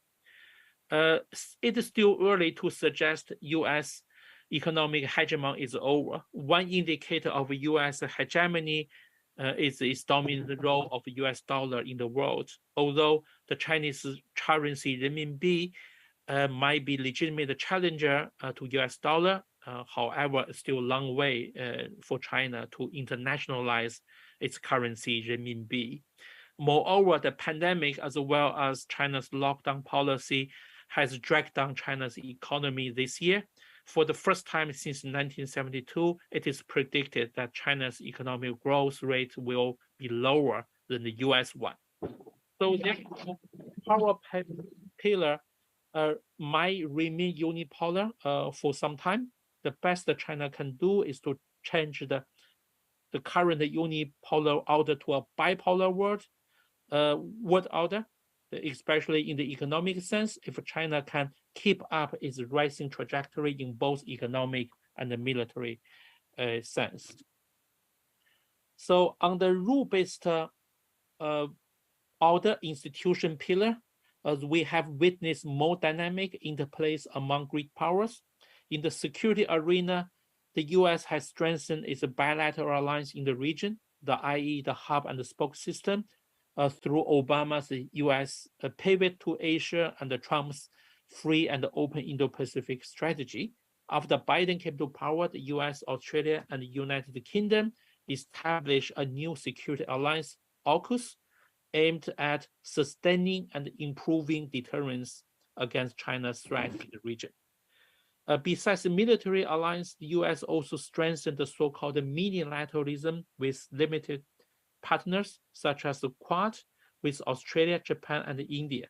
In the economic domain, the US also, promote the TPP from the Obama administration to CPTPP and the current Biden's IPEF, Indo-Pacific Economic Forum.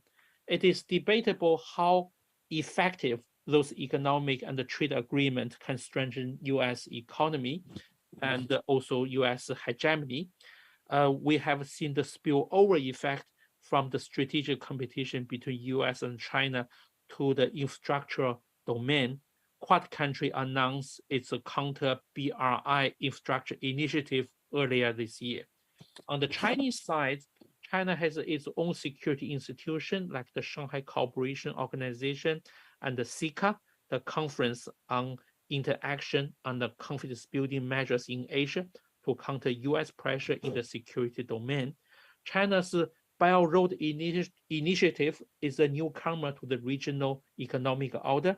So is its AIIB, Asia Infrastructure Investment Bank. Those economic initiatives seem to challenge US multilateral and multilateral arrangements. In 2012, China promoted a new multilateral endeavor to build a community of common destiny. Some human rights commentators suggest it is a Chinese challenge to the existing human rights regime. On trade and economic liberalization, China stands with ASEAN by supporting the RCEP. In addition, China has also applied to join the CPTPP, is widely seen as China's efforts to the regional economic structure because of US is not a part of CPTPP. So in between US and China, we can see another actor, active actor under this institutional pillar, which is ASEAN. After the Cold War, ASEAN played an important role in institutional building in the region. ARF, led by ASEAN, is the only security dialogue forum that includes all major powers in the Asia-Pacific.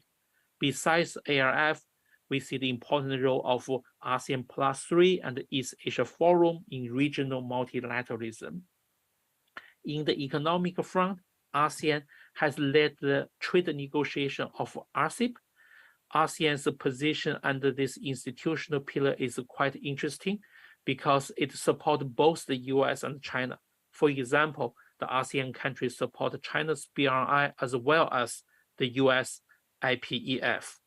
The coexistence of US-led bilateralism and ASEAN-oriented multilateralism has become the major feature of the security institutional order in the Asia-Pacific since the end of the Cold War.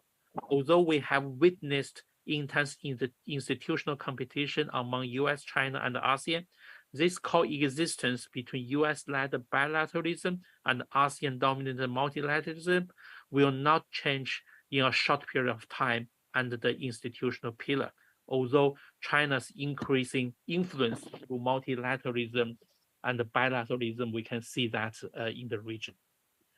So the last pillar we are discussing is the normative pillar. There are some prevailing norms, but a contested norm in the Indo-Pacific. Two prevailing norms is sovereignty and non-intervention, which are honored by the United Nations.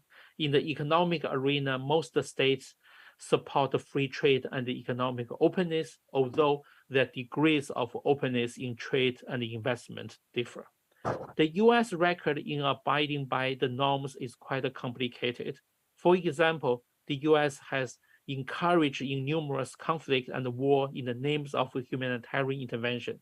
During Trump's administration, the US seems to have retreated from the interventionism to American first, emphasizing sovereignty and national interest by shirking international responsibilities. Under Biden, US withdrew its troops from Afghanistan completely. It is clear the US has decided to refrain from further meddling in Afghanistan and even Middle East affairs. On the other hand, US has pledged it would protect Taiwan, a democracy and a threat from mainland China, although the US officially recognized PRC as the sole legal government of China and acknowledged Chinese position that Taiwan is part of China. In addition, the US publicly criticized China's policy on Hong Kong, Xinjiang on the basis of human rights, although both issues are China's internal affairs theoretically. It appears that the US is selectively honors the norms of sovereignty and the non-intervention, especially in the context of US-China competition. On the economic norms of free trade and economic openness, the US policy behavior are also mixed at best. Trump's trade war with China and also against other nations pose a serious challenge to the multilateral free trade regime built around WTO. The Biden administration has negotiated with China, but has not lifted the tariff yet. Theoretically, there's still an ongoing trade war between the two nations. Biden also talked a lot about multilateralism. Although he is certainly more multilateral than Trump, it's still too early to suggest that the US has foregone its unilateral approach to trade. Regarding the prevailing norms, China, on the other hand, is a strong supporter instead of a challenger of those existing prevailing norms. Officially, Chinese foreign policy insists on both state sovereignty and the non-intervention principles. It is also surprising. It's not surprising given China's bitter history of 100-year humiliation by the West in the 19th century. Like other third world countries that once colonized by the West, the norm of non-intervention and the sovereignty have become the most important security and the political protection for China's independence against the West.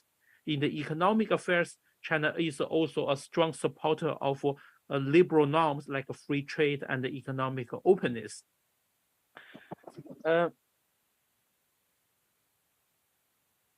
So another, besides U.S. and China, we can see some other countries in Asia. So they are not only the norm taker, they also play an important role in support the existing norms. So most Asian countries support the sovereignty, non-intervention, and the free trade and the economic openness. Especially the multilateralism is also a very popular norm in Asia. For human rights and democracy, I put that as like a selective because different countries, they have a different understanding of human rights and democracy. So in conclusion, the rest of China is inevitably challenged the current liberal international order, which has been dominated by the US since World War II. The increasing US-China strategic competition since the arrival of the COVID-19, as well as the ongoing Ukraine war, seem to have accelerated the potential order transition in the international system. However, how soon are we going to have a new order? And what conditions will the current international order transit or be transformed to a new international order? Those are both academically critical and policy relevant questions. I propose a deductive approach to defining international order with 3 pillars: power, institution, and norm. In addition, I suggest an order transition will take place when at least 2 pillars of the order are fundamentally challenged and eventually changed.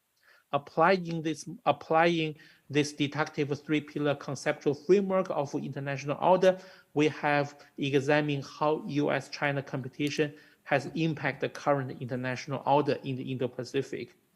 So on the power pillar, China may catch up with US economically, but there's a significant gap between the 2 countries militarily. On the institution pillar, there are more dynamic interaction and competition among US, China, and also the secondary power, which is ASEAN in the region. On the normative pillar, the US-China competition has not changed the prevailing norms. Therefore, the multi-pillar feature of international order technically strengthens the sustainability and the resilience of the current international order. So order transition, in my view, is not easy. It's too early to predict an inevitable war between you if we can see their new order. So let me thank you very much for your attention.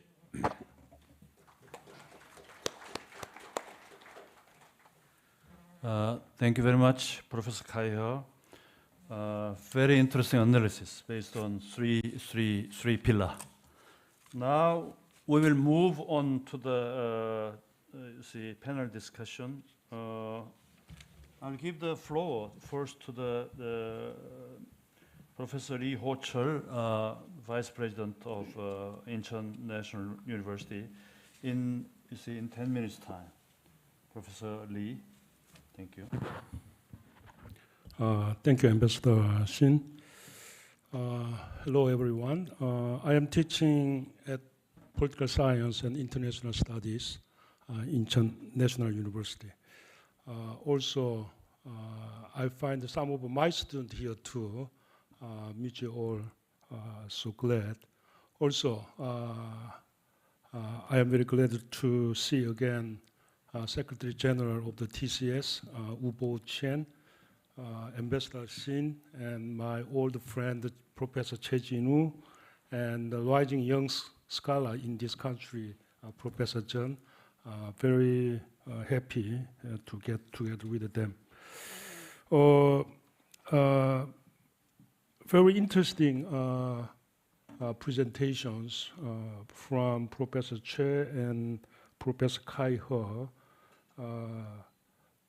The common subject of both presentations is US-China relations. Professor Kai-he if I understood correctly, tried to analyze the US-China relations in terms of three pillars: power, institutions, and norms.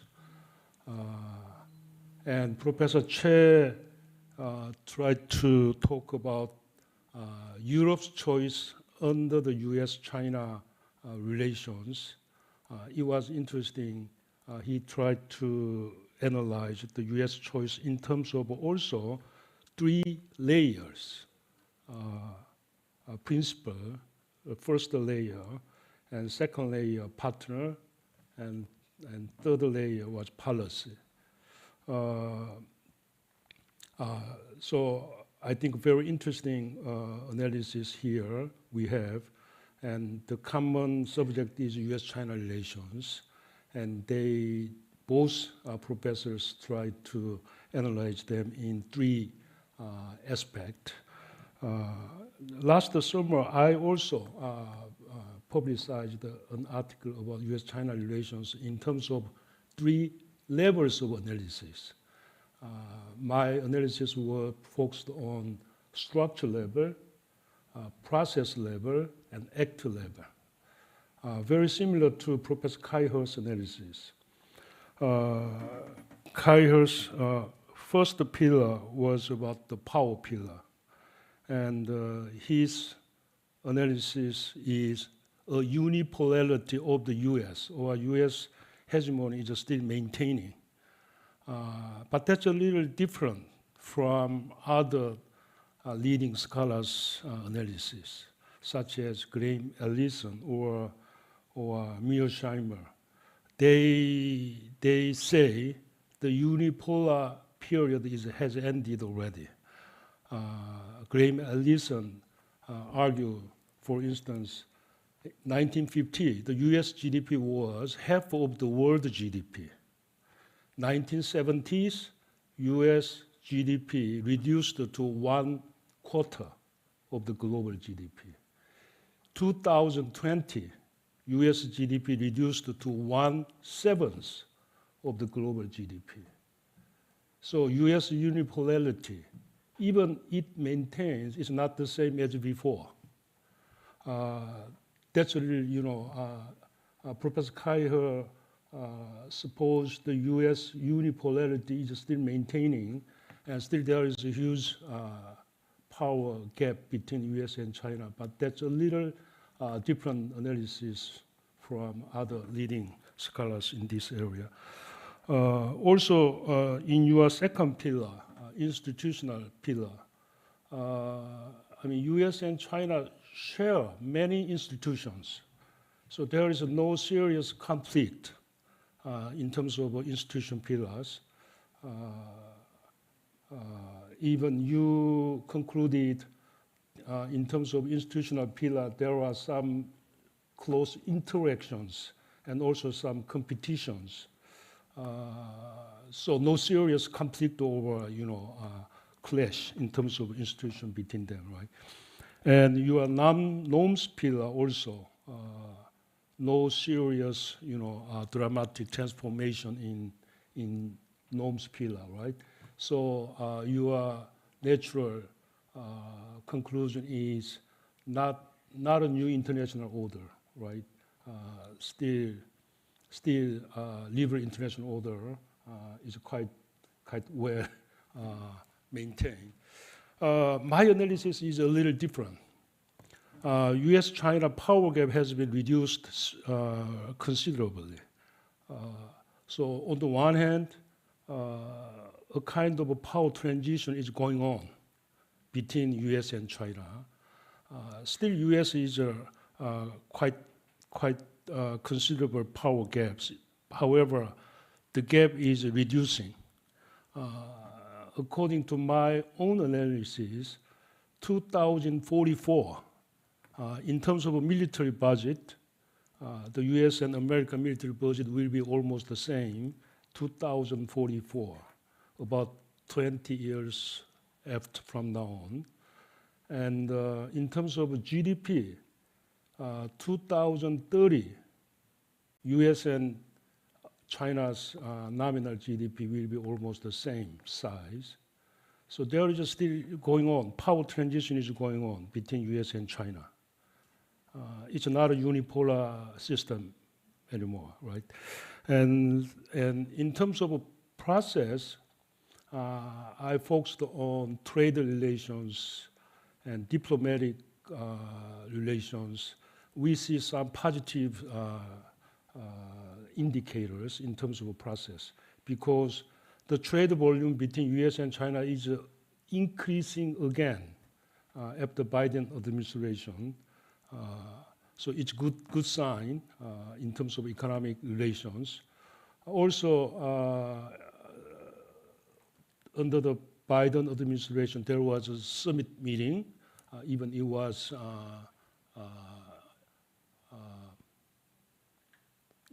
on online summit meeting. There was summit meetings and a couple of times diplomatic meetings. So they agreed also, both US and China agreed on setting a mechanism to prevent any accidental clash between two countries' military activities. So that's good, positive development is going on in terms of diplomacy and economic relations.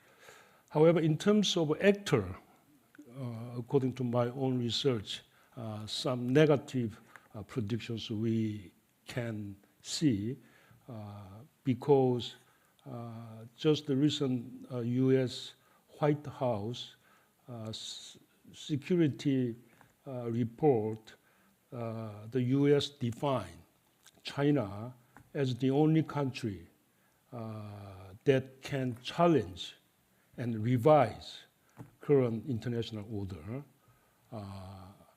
However, on the other hand, President Xi Jinping, he regards the US as the only country that contain and restrict China's rise. So a kind of conflicting perception of the other country. So that's very a negative impact on bilateral relations. When we put together, the US-China relations has a long-term power competition is going on that we call strategic competition. And also, some positive economic development is going after Biden administration.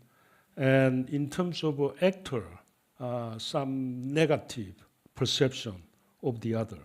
So I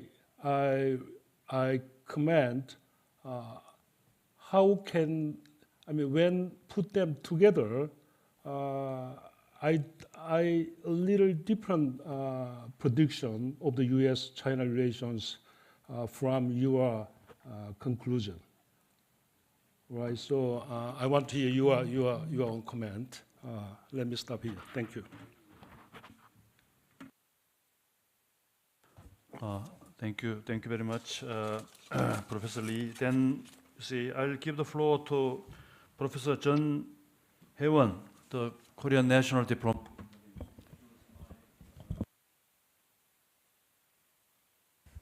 Okay, thank you, Ambassador Shin, and then also to three professors who presented and commented before me. Before I start my comment, I should say, as always, that what I'm saying here today is entirely independent from the position of my institution, which is part of the Foreign Ministry of Korea. So now I'm free to talk. I think all the wise talks have been done by previous speakers. So, and then I can see a lot of young people here, and I'm very glad. I'm not young, Professor Lee, by the way. They are young, so I'm very glad to see so many young people, really young people, listening seriously about these presentations of others. First of all, I tried to summarize this year because one of the jobs at the KNDA the time of this year and then every year is summarize what happened this year and then predict what happens next year. So my job is summarizing what happens 2022 and then what will happen, predict what will happen 2003 in 6 pages. This year is the most difficult year to do the job. So I'm lingering in my computers for a month now, and I don't know where to start. I mean, there are so many facts, there are so many events, but at the end, this year, I cannot even pretend I can predict what will happen next year. And then one of the things I talked with my colleagues about young people, not just this country, but all over the world, is that how would they face the next 40 years? Because looking at my life and then also other speakers' lives, we thought that the world will get better every day. Yes, we could have setbacks. Yes, we could have some painful memories, but we believed the world will get better. But this year, the war in Ukraine totally crushed that belief. So I seriously don't know where to start, and especially a person who experienced good times, so to speak, with the full belief that the world will change and Russia will get better, China will get democratic at a certain point in my lifetime. Saying, I don't believe that anymore. And we have a proof before us. So I don't know how young people could start their real lives with this reality, which is based on crushed beliefs, or which is actually the basis of the 3 different international relations theories, which has explained by Professor He, and also the backgrounds of the international rule-based international order. So I think it's time for us to question everything, especially this year. And also in this panel, I question 3 things. First, the power theories. Professor Kai He, I tried to read your most recent book by Oxford University Press. Unfortunately, already someone in my library has borrowed it, so I couldn't get your book. But I thought that your presentation is based on that book. That's my guess. I think you pointed out very well that the basic international relations theory we teach every class in every freshman of international relations course is not valid anymore. Especially, yes, there could be some adjustment, but I think less and less it is adaptable to reality. So in that sense, I really liked your theory. And eventually I could read your book sometime. And so in that sense, I think you did a good job to questioning it. So that's my first point. But still, I think that, eventually, as a person who teaches practitioners at KNDA, my difficulty lies how the theoretical basis explains the phenomena we face. Yep. And recently, a friend of mine who is a good international theory scholar told me that many American originated international relations theory, it has a deep root in Christianity. And I said, what? And he said that, well, Christianity makes us question and then tell us that we are being tested in crises. So in that sense, I think this year we are really tested. I have European friends this year told me, yes, that they could win the war against Russia. They believe that. But they said that they don't want to win the war behaving like Russia. That's the difficulty they face. I think liberal international order or rule-based international order, which is my second question, is I think give us that difficulties because yes, order is good. We believe that, but on the other hand, the order can be good to some people, but can be not good to some people. I think that's one of the key messages from China, whether or not you like it. And then also many developing countries say that, like WTO and all these things. And so if the order is not always good for everyone, at least equally, and how to challenge it and how to change it to make it better is the question we have had. The difficulty is that this year, some country dramatically and violently said that they don't like the order. So, and how we fix it without punishing certain things and without making more enemies is the difficulty lies. I think that's one of the key factors of the challenge between the US and China. Professor Choi explained well about the European positions. And I think we should emphasize why Europeans are so on the US side. Not because they're pro-American. I would say the liberal international order, rule-based international order we face are not just made by Americans. They are also made by Europeans jointly. That's why they claim that this is the one which they should protect. A country like us, like Korea, which didn't participate in this rule-making process, like right at the end of the Second World War, should, I think, face more difficulties because we didn't make the rule. So we don't have a kind of that claim like Europeans that why we should protect it because we made it. We should choose. And I think in that sense, like many practitioners in diplomacy, the meaning of values, interest, and the connection between values and interest. In many cases, like selling weapons to Poland, for instance, or helping Ukrainians, or being quiet about the war, we always face the question about what to choose between values and interest. But I think eventually in this panel, I think all the speakers are talking about how values and interests are connected. And I would say the young people should decide it in some time. Well, in the meantime, we will decide it. But I think because the final point is international order, especially maintained by democracies, which was pointed out by Professor Roland in the keynote speech. He talks about democracies. And then this year we found that how weak democratic countries are, especially facing authoritarian countries.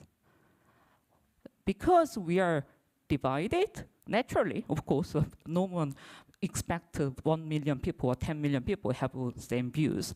And we are a transparent country. That means we cannot make anything really secret forever. So we are always weak against authoritarian countries. But on the other hand, this year we've seen how strong democratic countries are. Think about Polish people who accept strangers from Ukraine in their homes and keeping them, feeding them, making shelters for them, educating them, and giving their precious Medicare as well. So that is a way to not just to protect their own values, but also interest. So I think this panel, gave a lot of thoughts, and I hope the panel, the audience could contribute as well. Thank you. Thank you very much, Professor John. Well, actually, you see, my feeling was always when this kind of forum, usually we hear only the narratives from Western side, including United States. And also today was also the same like it, but I'm relieved somewhat by the two discussants who proposed us a kind of a different kind of view, who questioned all narratives from Western countries. But anyway, because of time limit, I cannot give the Professor Kai-He and Professor Che much time. I can only give each 2 minutes. I hope that you can be as short as possible, even though you heard a lot and would like to talk a lot. Professor Kai-He. Okay. Thank you very much, Professor Lee and Professor Jun, for your insightful comments and the question. So let me try to very brief to answer Professor Lee's question. I fully agree with you that there's indeed a power transition or power shift between US and China. Chinese economy will catch up sooner or later, although there's many uncertainties in the future. If China can keep up its rising trajectory in both economic and military sense, China may end the US hegemony, or we call the unipolar world, and change the unipolar power order to a bipolar power order, which is US and China is a major great power. However, as I point out, the mere power shift between US and China does not mean an order transition. So in order to have an order transition, according to my three pillars definition or framework, we need to have two pillars, fundamentally changed. It's not only one pillar changed.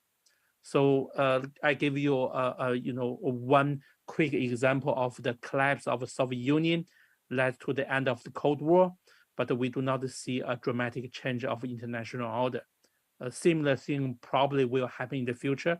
US and China, they change the unipolar world to a bipolar world, but the existing institution and the existing norms will make the existing international order remain intact, which is stay the same.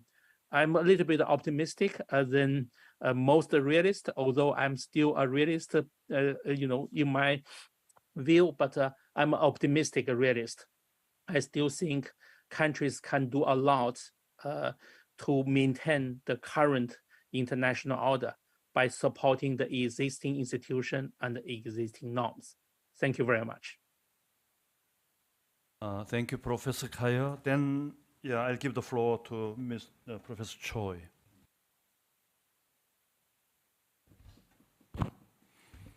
Okay, thank you, Ambassador Shin. Because I didn't take much questions, I don't think I have to respond to discussant's comments, but I'll say a little bit about what Professor Kai-ho said today about the international order, the transition, and the prospects of the changes in international order. I think there is a great change is going on. You said that because we experienced the transition from the bipolar system to unipolar system, where the abrupt the changes in international order did not take place. But at the time, I guess it was what happened was the United States-led international order was expanded to the Soviet camp. But this time, there are two competing orders, the United States-led one and China's aspiration. They are clashing, and I think it is the China's ambition to replace the international order, the United States-led international order with theirs. And it will be a huge difference. And in the past, the changes in power distribution did not cause any significant changes in the international order, but the expansion of the order to where it didn't apply. But this time will be different. The changes in the international order will bring a huge transformation in the international order. And Professor John talked about the international order, what's good about it and what's bad about it. Now, what's good about it is that order provides us with the predictability, the stability. And the lack of the order, we don't know, we are in chaos. We don't know what's going to happen. Our life will be very, very unstable, unpredictable. That's the bad part of lack of the order, right? And as the power transition from China to I mean from the United States to China proceeds further, I think we will have that kind of order list, the order in terms of the predictability and the stability. We will face the orderly situation. That's what we are afraid of, I guess. Thank you very much. Now we are finishing plenary session 1, and I would like particularly to thank the audiences. Looks like mostly the Incheon University students, and they were so attentive and calm, and in such a long, punishing time. I was very much impressed. Thank you very much. And I would like to thank two speakers and all two discussants. Thank you. I will end this session. Thank you very much.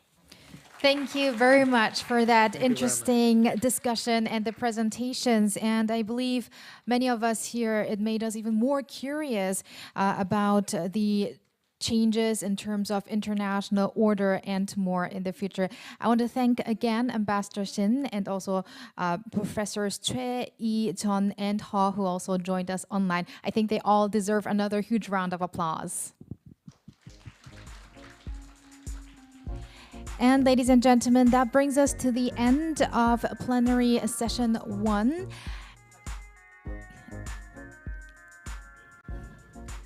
All right, so we're going to continue with plenary session 2 in a bit at 4:30 p.m. after a networking break. So please be back at 4:30. Thank you very much. I will see you in a bit.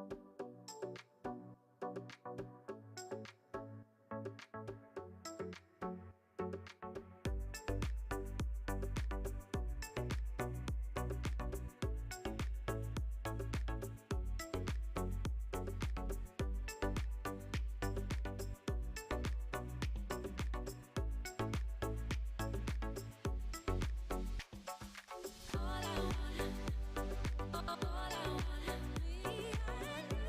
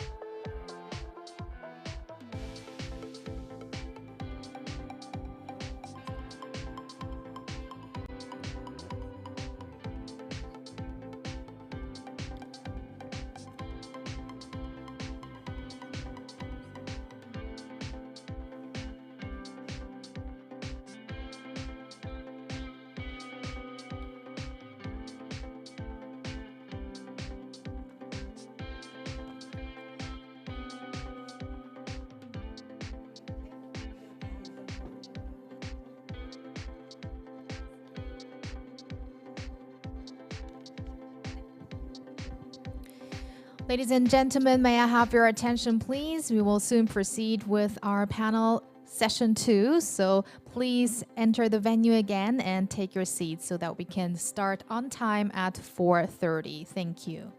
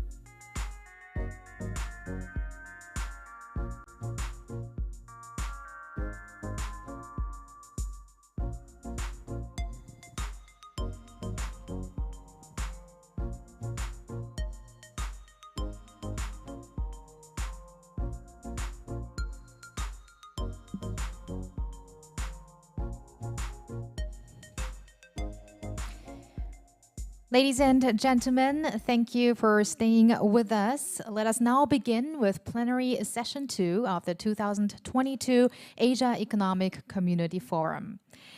Allow me to welcome the moderator of this session, Professor Kim Byung-yeon of Seoul National University, and our panelist, Professor Park Jae-hoon of Incheon National University. And our other panelists are going to join us online, and that's going to be Professor Kim Heung-jung of Korea Institute for International Economic Policy, and we're also going to be joined by Professor Joseph Brada from Arizona State University, and also Professor Lee Hui-tian from Nankai University, and Professor Satoshi Mizubata from Kyoto University.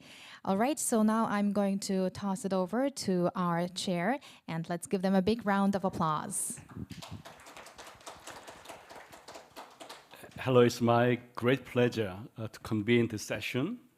As we discussed in the previous session, we encounter major upheavals in the international order and serious disruptions to global supply chain. While the previous session focused on international order per se, but second session, which I chair, look at the economic part of these big changes. As we know, United States and China compete each other, especially in the area of technology. And technological revolutions provide opportunities and challenges. And perhaps who will win depend upon which country will take advantage of these changes caused by technological revolutions. So we look at these issues in the second session. We have 2 presentations and 2 discussions. I shall change the order of presentations because Joe Brada is online, but in the United States it's middle of night. So I would like to invite Joe Brada to talk first, followed by Professor Jae-hoon Park, organizer of this conference. And Kim Heung-jung is president of the Korean Institute for International Economic Policy, is a trip abroad. So he will talk later in a second. And we have 2 discussants, Professor Lee Hui-tian from Nankai University and Professor Satoshi Mizubata from Kyoto University. And I cannot see Lee Hui-tian yet, but he may come Otherwise, Satoshi Mijobata will have 10 minutes of discussion, and each presenter will have half an hour. But given that two presenters for the first paper, I will allocate 50 minutes to each speaker. Okay, and so Professor Brother will have 50 minutes, followed by Professor Park Jae-hoon.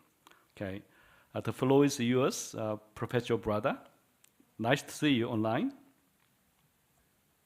Professor Kim, it's great to see you too.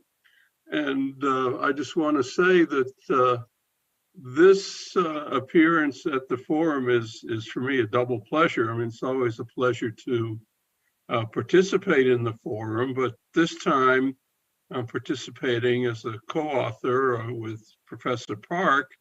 So that's an added bonus for this particular forum for me.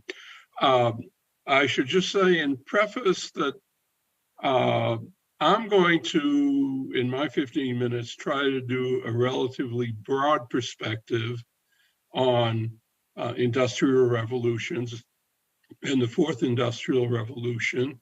I'm not going to get much, if at all, into the issue of the US-China conflict in the context of these revolutions. Professor Park is going to do that. So just so you understand what's happening here. But with that said, let me begin. Okay, so the first thing I want to do is conceptualize revolutions, and one of the paradoxical things is that revolution really means two things, and I want you to bear those two things in mind as we go through this presentation. And that is essentially that on the one hand, revolution means kind of a drastic, dramatic change in things, in the political system or the economic system. But revolution also means, if you think about it, revolution means, like, for example, the Earth going around the sun. So the Earth goes around the sun, and in a year, it gets back to where it was, and it starts all over again. So the message here is that revolution also means something that keeps continuing to happen over time.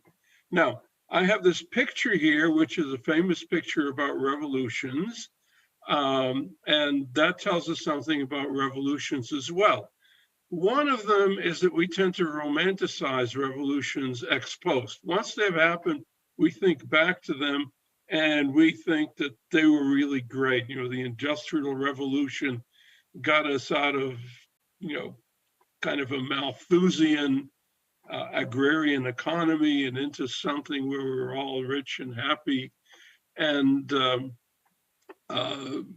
that's wonderful. And what the artist tries to show in this is a romantic view of those revolutions. And it's called Liberty Leading the People. Well, who could be against, Lady Liberty there leading the people?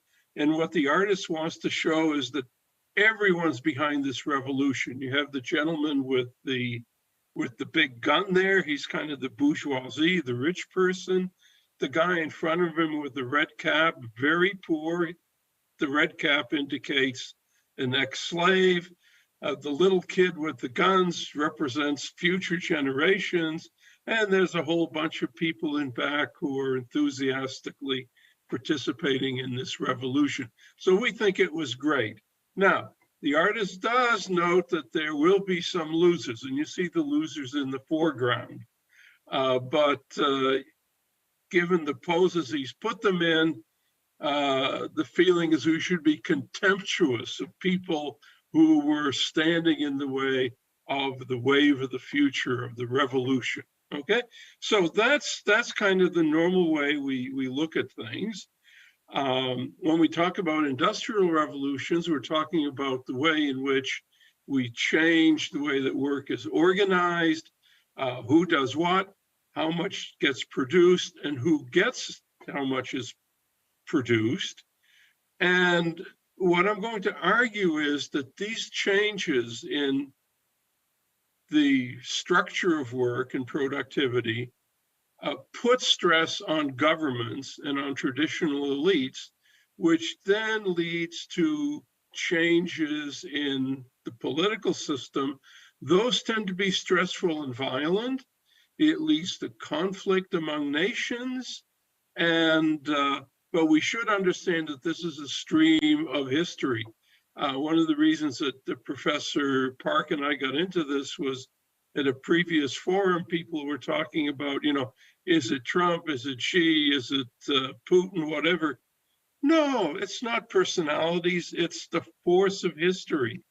Okay, so we approach it from sort of view of dialectical materialism. There's a social political superstructure, and underneath that, there's an economy. Now, the economy, as I say here, changes endogenously in the sense that technical change just happens. Sometimes there's a lot, sometimes there's little, but with technological change, the economy, production relations, if you will, change. Now, the political and social structure doesn't change automatically on its own. Someone's in charge politically and socially, and they don't want to give up their power.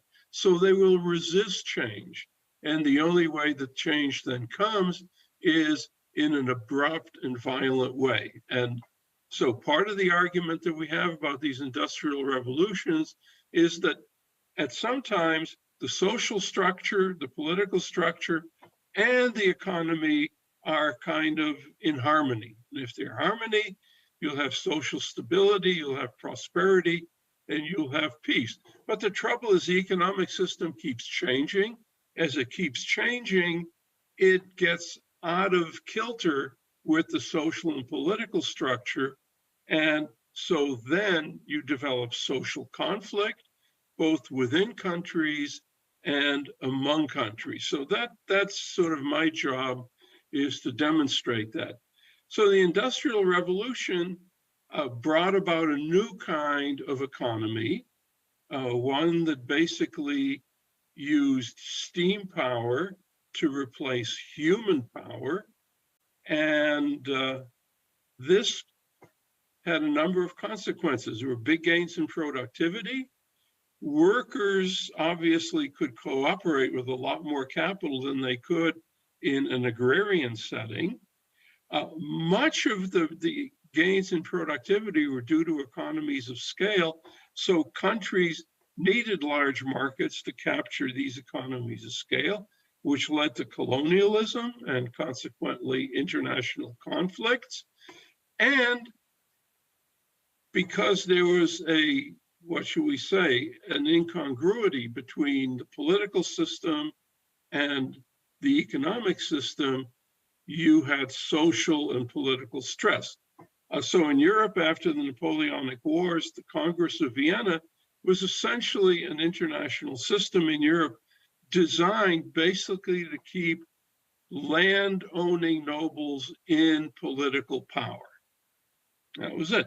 The Meiji Restoration, in a sense, was related to that, but it was a little bit backwards. I'm not going to have time to talk about that in any great detail, but it is an interesting example. So the Industrial Revolution took place between, say, 1780 and 1840. Started in textiles, moved to metallurgy because people needed more machinery, moved on to chemicals, and politically, people began to divorce themselves from thinking about the king and how he was doing and thinking more about their country and how it was doing. So the productivity gains in the Industrial Revolution were huge, but the trouble is that not everyone benefited from those. So who are the winners and losers? The winners from the first Industrial Revolution were factory owners. Politically, landowners remained in power, and rule by nobles remained as the dominant political system. The losers were basically workers. Now you think, well, huge gains in productivity, why aren't the workers benefiting? They weren't. I mean, labor conditions, the conditions of people who moved from agriculture to industry, were terrible. Read Dickens, read Les Mis, you know, or just stream the movie. You'll see how bad things were for these people. The consequences were social unrest, the revolutions of 1848 in Europe, social violence, discontent, and this was kind of tamped down for a long time. But eventually we come to the second industrial revolution, which is from 1870 to 1914. So all the fruits of the first industrial revolution now come to their full power. So we have electricity, the internal combustion engine. So we're able to move production wherever we like. There's much better transportation and communications, which also benefited greatly the working classes. So the working classes, because of these changes, really were benefiting finally from the increased productivity. And this was tremendous peace, a period of tremendous international peace and domestic tranquility. Okay, there were new economies that sprung up that dealt with population pressure from Europe, that led to more efficient allocation of capital internationally. And what were the consequences? Well, we had big movement towards free trade. Governments became more responsive to workers, and the life of people in cities increased and improved tremendously for a variety of reasons that I list here, okay? Then we come to the third industrial revolution. The third industrial revolution after World War II, greater growth and equality, more education, and kind of a new economy based on digital computing and globalization, okay? Obviously, a lot of this globalization initially benefited everyone until it didn't, and we'll talk about that a little later. And then we come to the fourth industrial revolution. One of the problems we have is we're not sure when the third industrial revolution stops influencing things and the fourth industrial revolution does. The thing I want to stress about the fourth industrial revolution is it creates a new mode of production, and that is a mode of production with decreasing costs. Okay, the cost of producing an additional unit of output. In the old economy, if you want to produce more output, it's going to cost you more for each additional unit.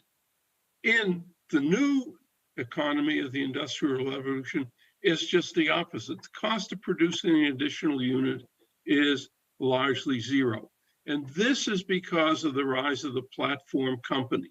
And the platform companies have an effect on the international and the domestic economy way beyond what we think it might. So what's a platform economy? Well, a platform economy is an economy that doesn't produce anything. And I show you change in 100 years. On the left side, in 1917, those are the biggest companies in the United States. Notice that aside from the telephone company, they produce something tangible, something you can hold in your hand. You look at 2017, there's only 2 companies on here that make something tangible, okay? The rest of them are essentially platform companies. What does it mean? Well, they connect buyers and sellers, and basically they benefit from the work that the buyer and the seller of the service do. So like Uber, right? You want an Uber ride to your hotel, well, you use the app, and an Uber driver comes. Uber doesn't provide you a ride to your hotel, an independent contractor does. Uber doesn't order the driver, you order the driver. So the buyer and the seller are doing all the work. Uber just takes a cut of this. And what that means for all these companies is that there's zero marginal cost of producing one more unit of output. And here I give you some examples where marginal cost is zero. Well, the message is that marginal cost is zero. That means that the company would like to be as big as possible And that is also the most efficient way to supply the service or product. So if that's the case, then natural monopolies want to be as big as they can be, and we see that they are. They dominate worldwide. Google, Microsoft, Zoom, they're all over the world. The trouble is that means it's a zero-sum game. If the US has Google, no other country is going to have a successful search engine, okay? That will be okay if everyone could get in on things. But the trouble is, most of these companies come from the US, and other countries are shut out of what is now a profitable and dynamic business. So the old model of international trade where everyone benefits has disappeared. And that really means that countries are not willing to go for the old system of trade benefits everyone, and neither are workers, okay? The other thing that's happening is we have a distribution of income that is moving against workers, and it's moving in favor of a small class of wealthy people. Now, again, I mean, that the previous slide shows you that for 50% of the population in the US, things haven't changed in 50 years. Do you think people think that that's an economic system? Do you think that people think that politicians are doing something effective to improve their lives? No, they're not. But it's not affecting lower income people. The message is that the fourth industrial revolution in the form of artificial intelligence is going to affect upper middle class people who have high skills. And this quote from Brookings, I think, basically says it all. Okay, so what does that mean? It's not low skilled workers in rich countries that are going to suffer. They've already had their suffering from the third industrial revolution. What's going to happen is that wealthy people are going to suffer. So what do we see? We see many losers. Low skilled workers, now we're going to see middle and high skilled workers, they're going to be losers. Just like in that first industrial revolution, all the people that moved to farms, they were losers. Winners are also very visible as you see them here. What does that mean? That means workers are giving up on the system. You know, we used to teach, I taught business, we told students, get a degree, go to work for a company, give them 100%. There's now a movement in the United States that's the 75% movement. Workers are saying, no, we won't give our company 100%. We'll give them 75%. That's all they deserve. People are giving up on the system economically, and they're giving up on the system politically. And that means basically they're rejecting the solutions that are being provided by elites. So what does that mean? It means that if we believe in the fourth industrial revolution, it means that we need a new social and political system. And here's where I kind of disagree with Professor Park, who says, well, it could either be democracy or it could be authoritarianism. No, I disagree with that, respectfully. Number one, it doesn't have to be democracy. It could be something else. I don't think the fact that there's growing authoritarianism tells us anything about the feasibility of authoritarianism in the future. I think what it tells us something obvious. When the social superstructure, politics and society are under pressure and stress from the outside, what do people do? Those people that are running the system turn to repression. They turn to authoritarianism to stay in power. That doesn't mean that that's going to be the system that evolves from whatever social revolution comes from the industrial revolution in its fourth wave. So that's, I think, a good place as any to stop. Thank you. Thank you so much, Joe. And Professor Park Jae-hoon. Thank you, Chairman. As you know well, actually, we have co-worked together for this topic. the first industrial revolution and the U.S.-China relationship. As you see, Joe just focusing on some oral or some basic concept, but inevitably I have to do some similar job, so maybe there could be some overlap between two presentations.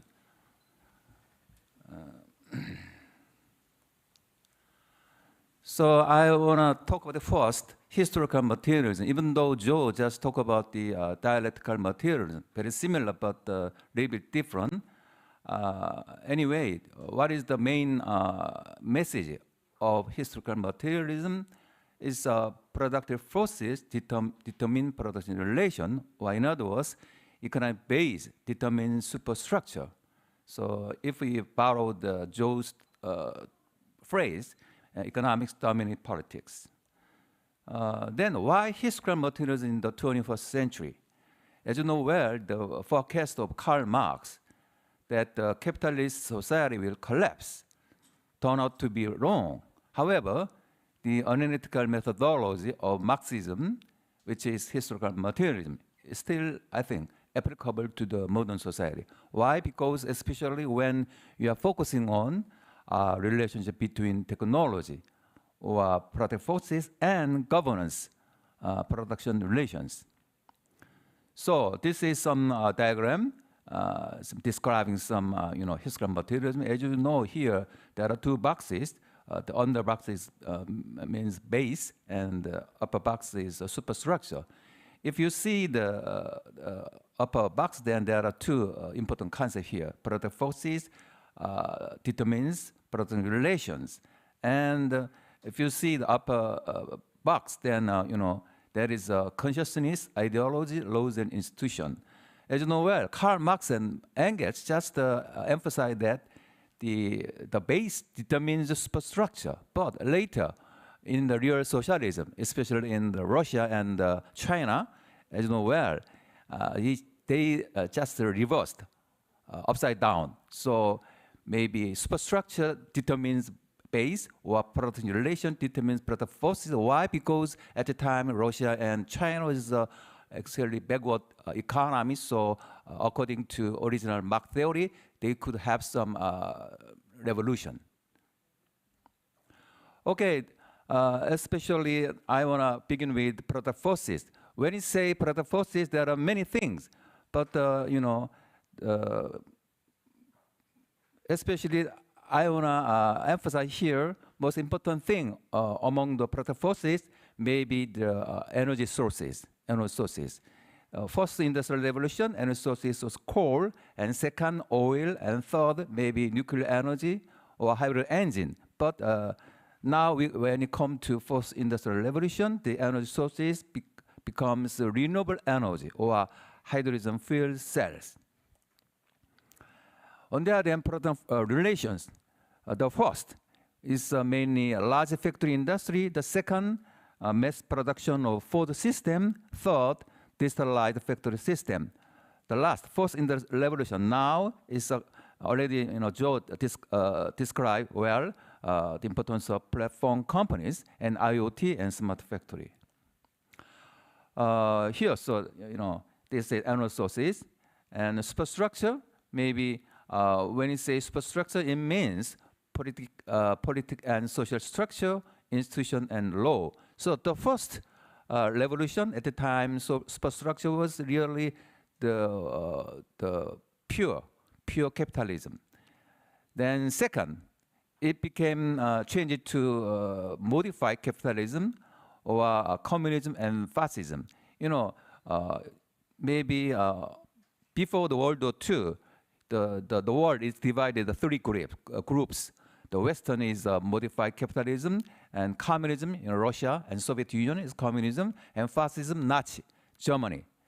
And third, there's also modified global capitalism and communism. Communism was Soviet Union case up to the 1991, and the socialist market economy, it means China.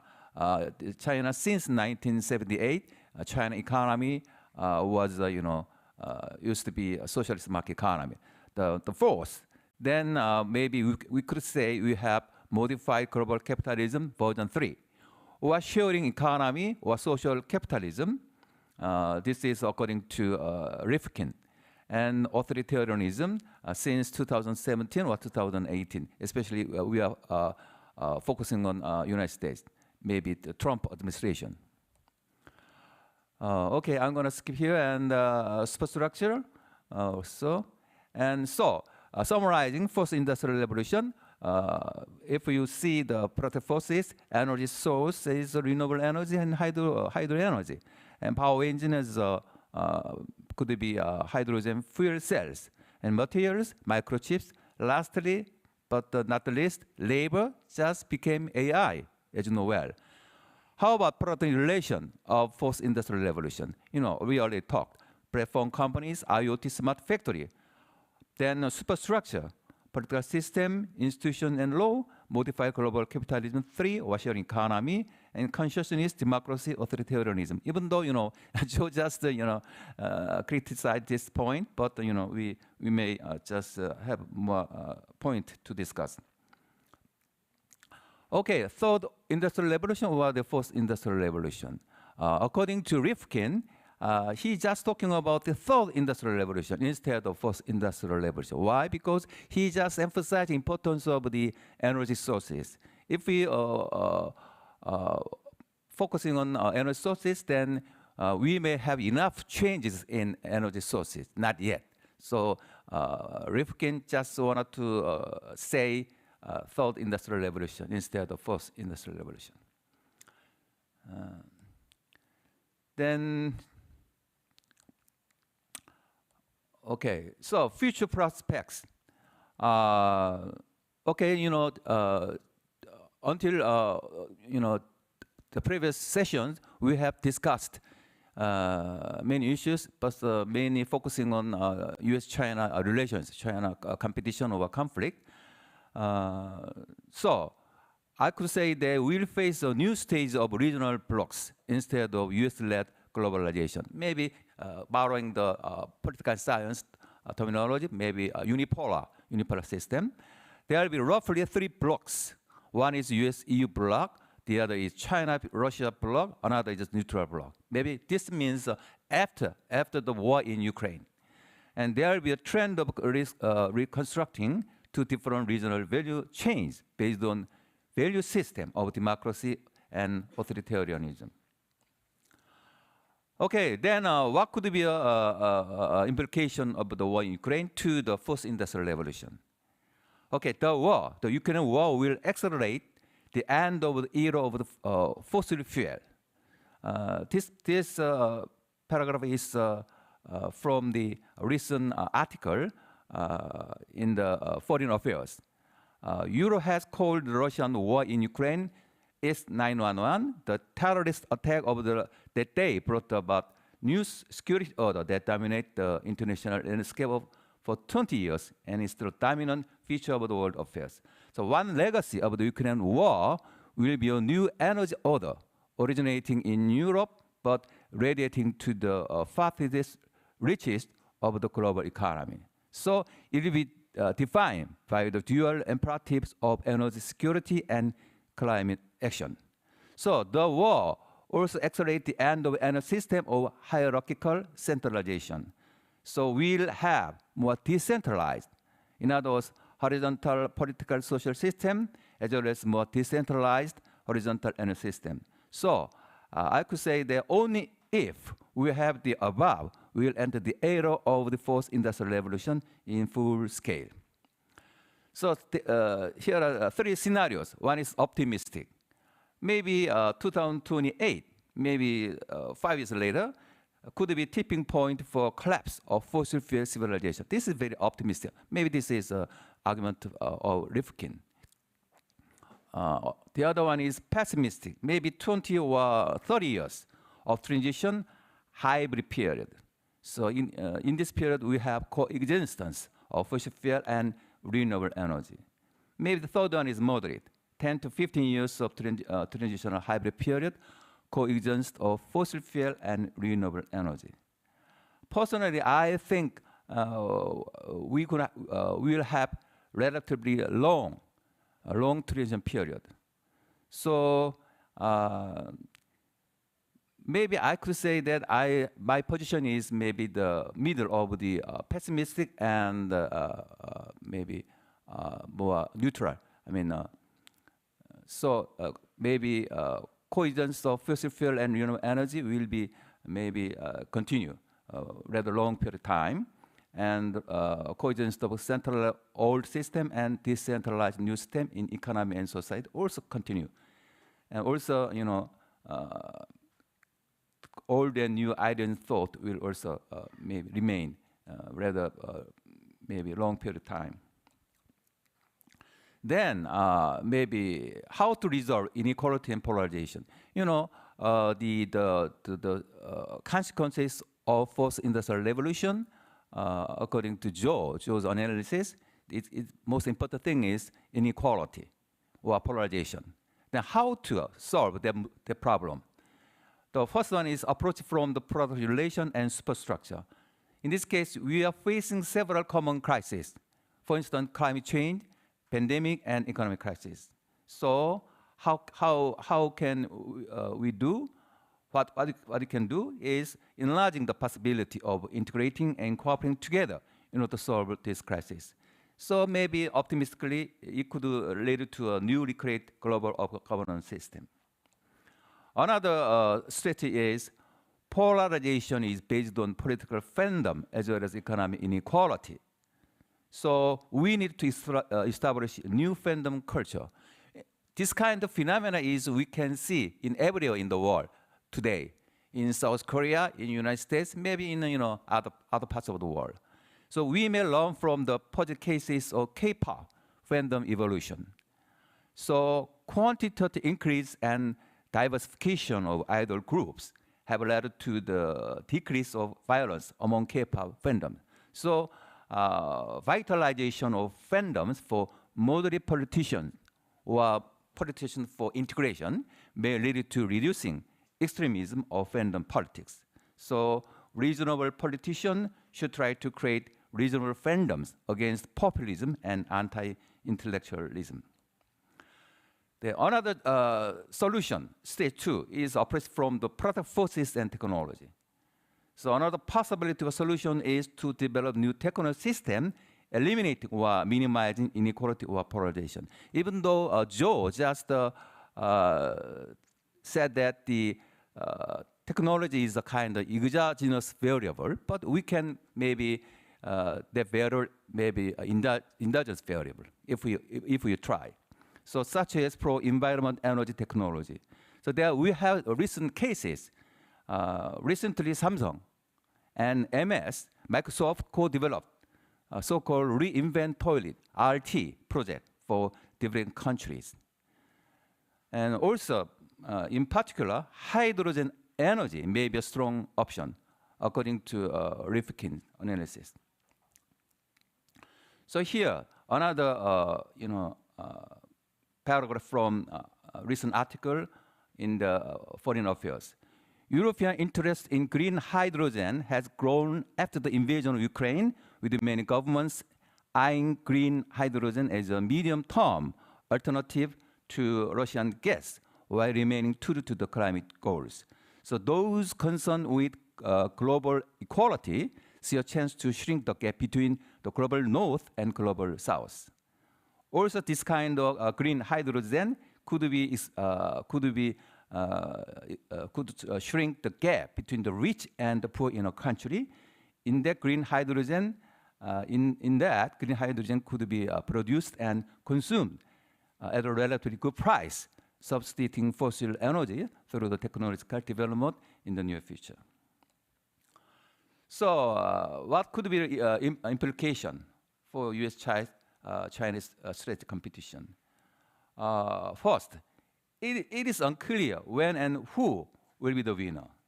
So as shown in the last presidential election, how quickly the United States can solve the following principles will keys, such as deeply ingrained racism in American society and distrust of middle and lower classes toward the mainstream elite of the United States. And lastly, the deterioration of the competitiveness of American economy centered on the manufacturing industry. How about China? China question could be like this: whether the current Xi Jinping system will replace old collective leadership system and establish itself as a new stable system. You know, recently we witnessed that almost done this kind of change of the leadership system in China, and who will create ruling system after Xi Jinping? Well, we cannot see when the Xi Jinping will replace the other leaders, and whether the system will remain efficient in the future when the Chinese economic system that combines socialism and market economy will end the period of rapid growth and the population will decrease.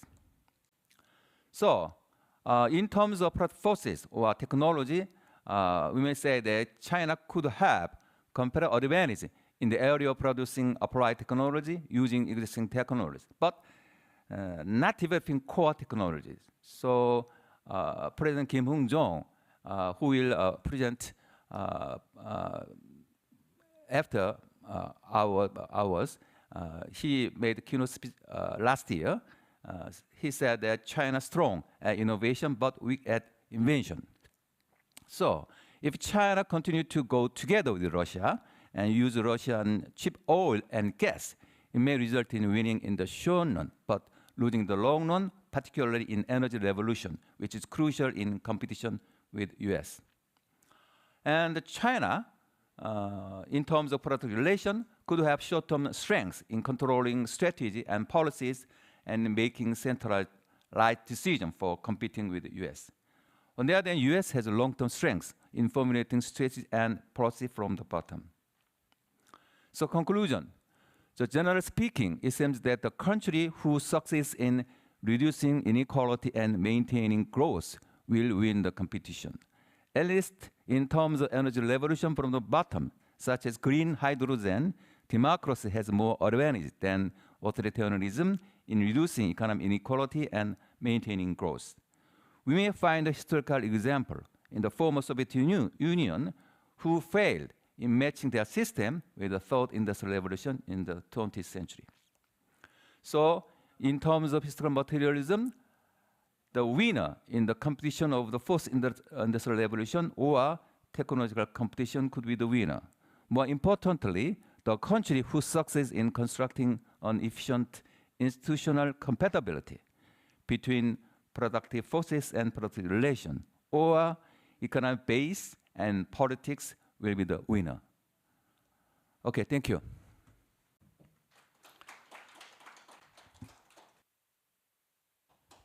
Thank you so much. For the sake of time, I shall move on the second paper, which will be presented by Dr. Kim Hong-jong, President of the KF, please.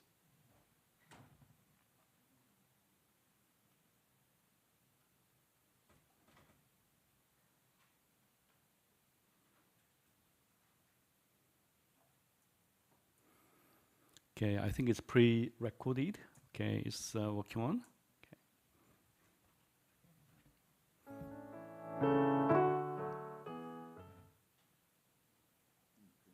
Gentlemen, I am Kim Hong-jong, President of Korea Institute for International Economic Policy. And today I'd like to share my views on the Ukraine war and its impact on the global economy. Okay? My presentation will begin with the current situation of the war and changes in international affairs.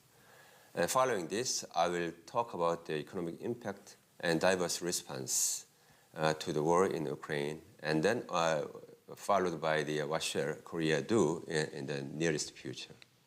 Okay? So chapter 1, I will talk about the Ukraine war and its changes in international conditions. The background of the war in Ukraine lies in the clash of geopolitical interests between the great powers of the establishment of the European security order. First of all, Russia and the United States have fundamental differences in their positions in the world order.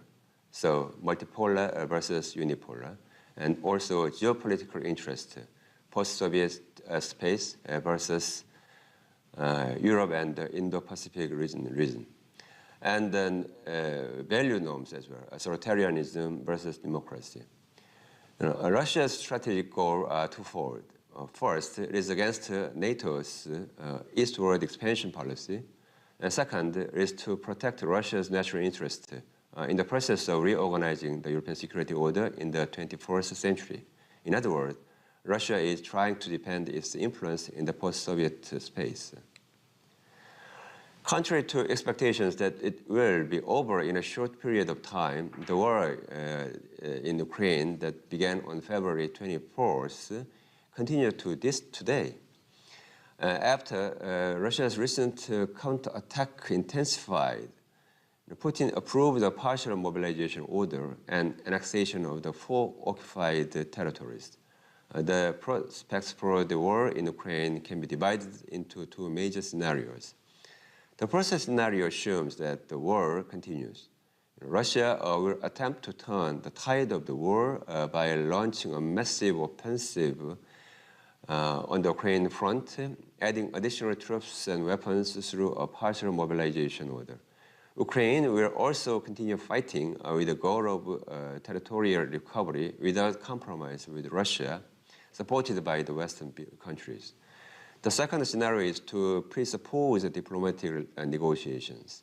After the Russian side has consolidated the annexation of the 4 occupied regions, it is a plan to pursue negotiations while attempting a ceasefire. From the point of view of the Russian leadership, the annexation of the 4 occupied territories alone is equivalent to achieving the core objective of the special military operation. The threat to the use of the nuclear weapons posed by the Russian side to the West could be a negotiating card to seek a diplomatic exit strategy. President Putin's recent mention of the possibility of negotiating with Ukraine and the United States is also an important strategic change, I believe. From the perspectives of international politics, the important effects of the Ukraine war can be summarized as follows. First, the war will fundamentally change the nature of Ukraine-Russian relations, strengthening Ukraine's pro-European tendencies. Second, as Russia uses its military forces to maintain its territorial power in the CIS region, the possibility of division among regional countries may arise on a case-by-case basis. Third, after the Ukraine war, the EU will promote integration in the security field and strengthening of its own defense capabilities. Fourth, Europe will strengthen energy security by diversifying energy supply and demand and reducing its dependence on Russia. Fifth, as the possibility of a bloc-centered and value-oriented confrontational structure in East Asia and the Korean Peninsula increase, the United States can proceed with the strengthening of alliance-oriented security cooperation. Judging from the above mentioned, Russia's invasion of Ukraine and the possibility of a prolonged war are likely to affect the global economy, such as the impact of the COVID-19 pandemic and supply chain competition to contain China, the sanctions war between the West and Russia, and the constant geopolitical risk. Ultimately, all these issues are expected to increase uncertainty in the global economy.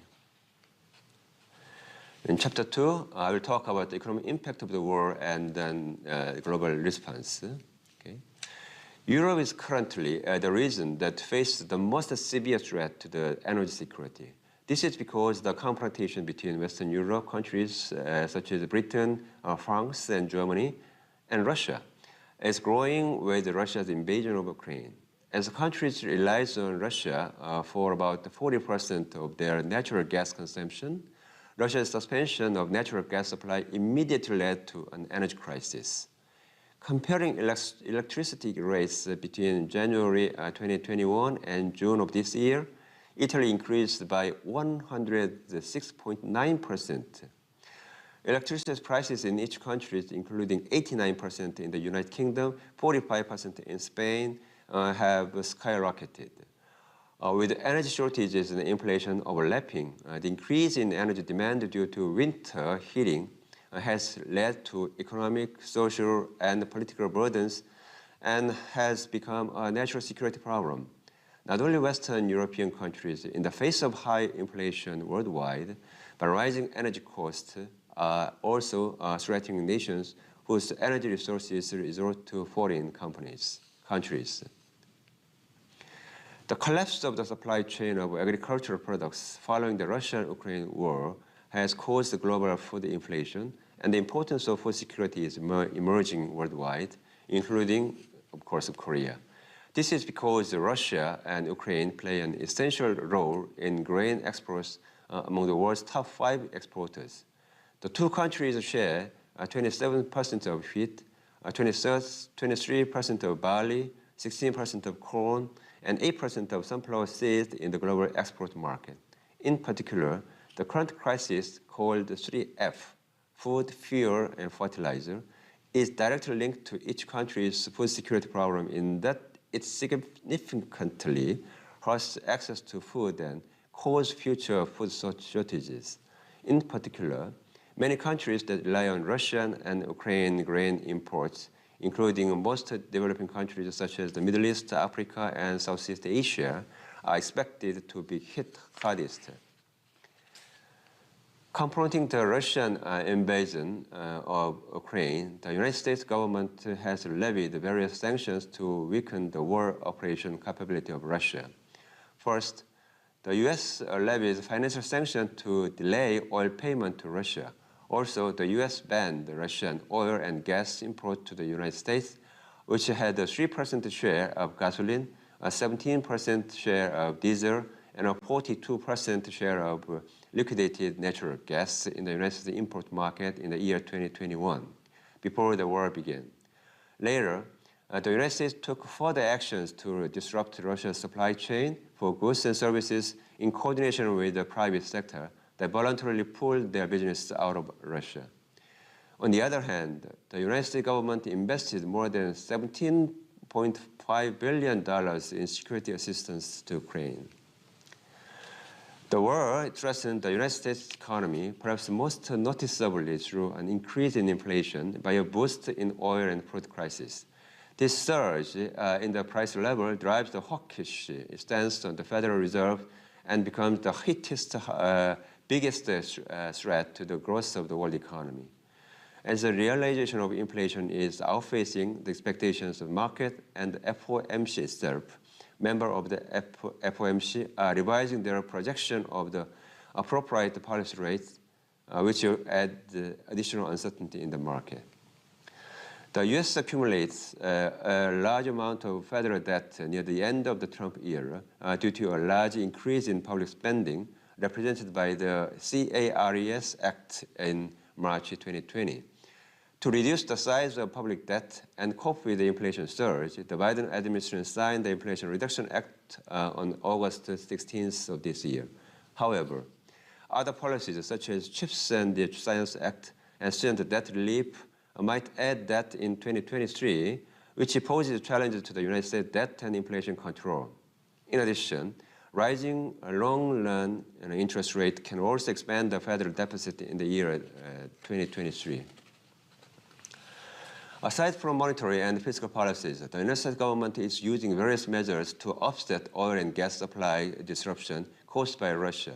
According to the White House, the Energy Department released its SPR at an unprecedented pace, but the U.S. government is leaning towards unconventional policies it was reluctant to use in the past. As such, the White House is leaning towards supporting the NOPC bill, which was long dragged in the U.S. Congress and seldom favored by the U.S. government. The U.S. is now also considering the ease of sanctioning Venezuela and the gasoline and diesel export ban. The EU has imposed a series of new sanctions against Russia since the beginning of the military aggression in Ukraine.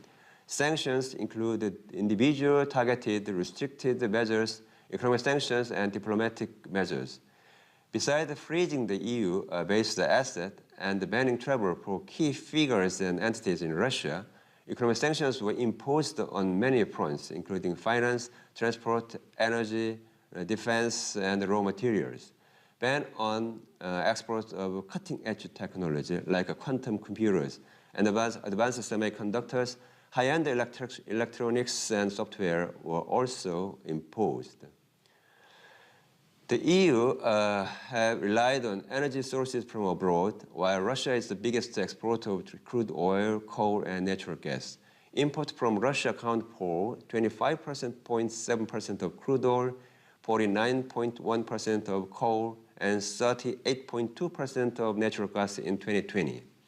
As the left figure indicates, the share of gas supply from Russia among all gas imports range from 10% to 92% country by country. Also, prices of natural gas in Europe have soared after the Russian invasion in Ukraine. Economic sanctions disrupt the provision of Russian gas by a pipeline, and retaliation from Russia made the problem worse. Dutch TTF rose up to Euro 339 per megawatt hour at the end of August and decreased to 126.7 euro per megawatt. It's still twice the pre-war price level. That was around 60 euro. Okay. Inflation continued to rise and recorded 10% year-on-year in September of this year. This is the highest level since the Second World War. Energy price increased the most, and the food price also increased significantly. Rising prices means increase in the cost of production. The EU economy has been suffered the production delay and supply chain disruption since the beginning of the pandemic, and the war worsened this problem. Contraction monetary policy that were implemented by European Central Bank put downward pressure on aggregate demand. The interest rate are expected to rise in October. ECB meeting again. Both OECD and IMF projected the economic downturn of EU economies in 2023. The Russian-Ukraine war can have three effects on the Chinese economies like this. First, when global raw material prices rise due to the war, China's raw materials import prices rise, increasing inflationary pressure. Second, China relies heavily on Russia for some mineral resources such as nickel, palladium, and platinum, which are used as major raw materials for high-tech products, as well as crude oil and fertilizers, which may cause supply chain problems. Third, in Europe, China's largest export market, economic shock and uncertainties may increase due to the war, which could have a negative impact on China's exports. So far, it appears that the impact of the Russian-Ukraine war on the Chinese economy is not significant. However, if the war continues for a long time, it is expected to have a negative effect, such as increasing the inflationary pressure, disrupting the supply chain, and declining the export. The Chinese government is implementing various policies to minimize the negative impact of the war on the Chinese economy. First of all, China is responding to ensuring that U.S. sanctions against Russia do not extend to a self-country boycott of Chinese companies. At the same time, China is strengthening international cooperation for supply chain, food, and energy stability. Regarding to macroeconomic policy operation, unlike other major countries in the world, China is not experiencing significant inflationary pressure. So since the end of the last year, expansionary monetary policies such as interest rate cut have been implemented to stimulate the economy. Furthermore, the Chinese government has expanded investment in SOCs, implemented tax cuts for companies, and is promoting consumption through subsidies for electronic products and electric vehicles. Regarding the intensifying tension across the world, President Xi Jinping mentioned at the 20th Party Congress of the Communist Party of China on October 16th that China would pursue peaceful reunification as much as possible, but would not give up the unification by force. Many experts, including the U.S. Department of Defense, saw the possibility that China would invade Taiwan around 2027 was very low, but the geopolitical crisis in Taiwan Strait would escalate. Such a geopolitical conflict in the Taiwan Strait may escalate it into a crisis on the Korean Peninsula, so continuous observation and preparation are necessary. The war in Ukraine has led to a rise in food prices globally, prompting a food export ban in ASEAN countries. Malaysia suspended chicken exports beginning June of the 1st of June to maintain a sufficient domestic supply. Singapore is the country most affected by the export ban since Singapore imported about a third of its supply from Malaysia. While Malaysia's export restriction are a regional issue, Indonesia's export restrictions have global implications. Although export restrictions were implemented prior to the Ukraine war, palm oil exports were banned entirely for 3 weeks after the outbreak of the war in Ukraine. I have not discussed all the policy changes that have occurred in Malaysia and Indonesia, but I want to highlight the rise in protectionism in the ASEAN regions as well. Indonesia is the leading producer and exporter of palm oil in the world. In 2021, Indonesia exported an average of 2.8 million tons per month. As you can see from the table, the decline in palm oil exports from Indonesia led to a rise in global palm oil prices. Considering Indonesia's market dominance, it was inevitable. Currently, ASEAN countries are focusing on ensuring food security. To resolve this issue, Korea should collaborate with the ASEAN countries. During COVID-19, Korea sent rice to ASEAN countries through the APTRR. By utilizing the existing cooperation mechanism, Korea may contribute to addressing the food security issues in ASEAN. In addition, Korea helps in the development of ICT-based agricultural data management system in ASEAN countries through AFSIS. While Latin America's direct economic exposure to Russia and Ukraine is limited, rising food and energy prices due to the supply disruptions generated by the ongoing crisis have a significant impact on Latin American countries. However, this impact is being felt differently according to the countries placed in the so-called commodity lottery. The group of net exporters of food products and fuels, those with a similar export baskets as Russia and Ukraine, can export a higher physical and external revenue. However, food exporters across the region may have to solve those challenges of finding alternatives for Russian fertilizers, as Russia is an important supplier of fertilizer to Brazil, Colombia, Mexico, and Peru. Meanwhile, the group of net food and fuel importers has been facing higher import prices. As the war continues, many countries across the region have implemented various policies aimed at mitigating the effects of food and energy prices surge. Broadly speaking, there are tax and spending measures.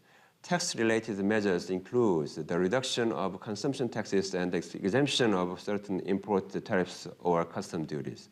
At the same time, many countries have also introduced energy and food subsidies, in some cases through the mechanism of stabilization funds. An interest case would be Mexico. It has been repeatedly reported that Mexico's fuel subsidies are forcing the government to suspend twice the extra profit it received from oil exports revenue on fuel subsidies. Such measures to fight spiking inflation have certainly been driving pressures for increased government spending at a time when governments are supposed to narrow fiscal deficit and solve public debt problem, which surges among the pandemic. As a result of Russia's invasion of Ukraine, global food prices spiked while the price of grains and oilseeds are skyrocketed. According to figure 1, left figure, Africa is particularly vulnerable to food price shocks. It is clear that most of the countries with more than 5% of food inflation this year are in Africa. 6 African and Middle Eastern countries, including Lebanon, Zimbabwe, and Iran, are included in the top 10 list of high real food inflation rate. Another consequence of the Russia-Ukraine war is the risk of energy shortages.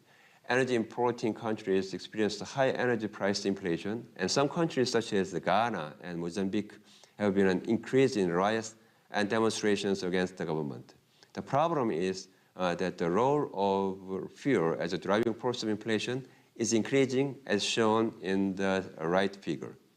As a result of high fuel prices, transportation costs are increasing, which in turn influences high commodity price. However, policy responses of countries in Africa and the Middle East depends on their current status. The OPEC Plus countries recently agreed to reduce oil production by around 2 million barrels per day, which represents approximately 2% of the global supply. The EU is in the process of diversifying its energy sources, such as natural gas, which is attracting several countries such as Algeria and Senegal to the EU. In contrast, other countries with a high dependence on Russia for food and energy have been adversely affected by this situation. For example, out of 35 countries that abstained from voting to condemn Russia's invasion, 19 were from Africa. In North Africa, countries that provide food and energy subsidies have increased their government budget in response to domestic inflation. It is important to note that these countries, including Egypt and Tunisia, have already experienced the Arab Spring in 2011 and are seeking to avoid political instability. In contrast, other countries in sub-Saharan Africa lack adequate policy instruments to respond to the current shock and are heavily dependent on international organizations and donors for funding. For this reason, Korea could expand the fund for supporting vulnerable countries in Africa and the Middle East. Conclusion. I will conclude my presentation. Okay.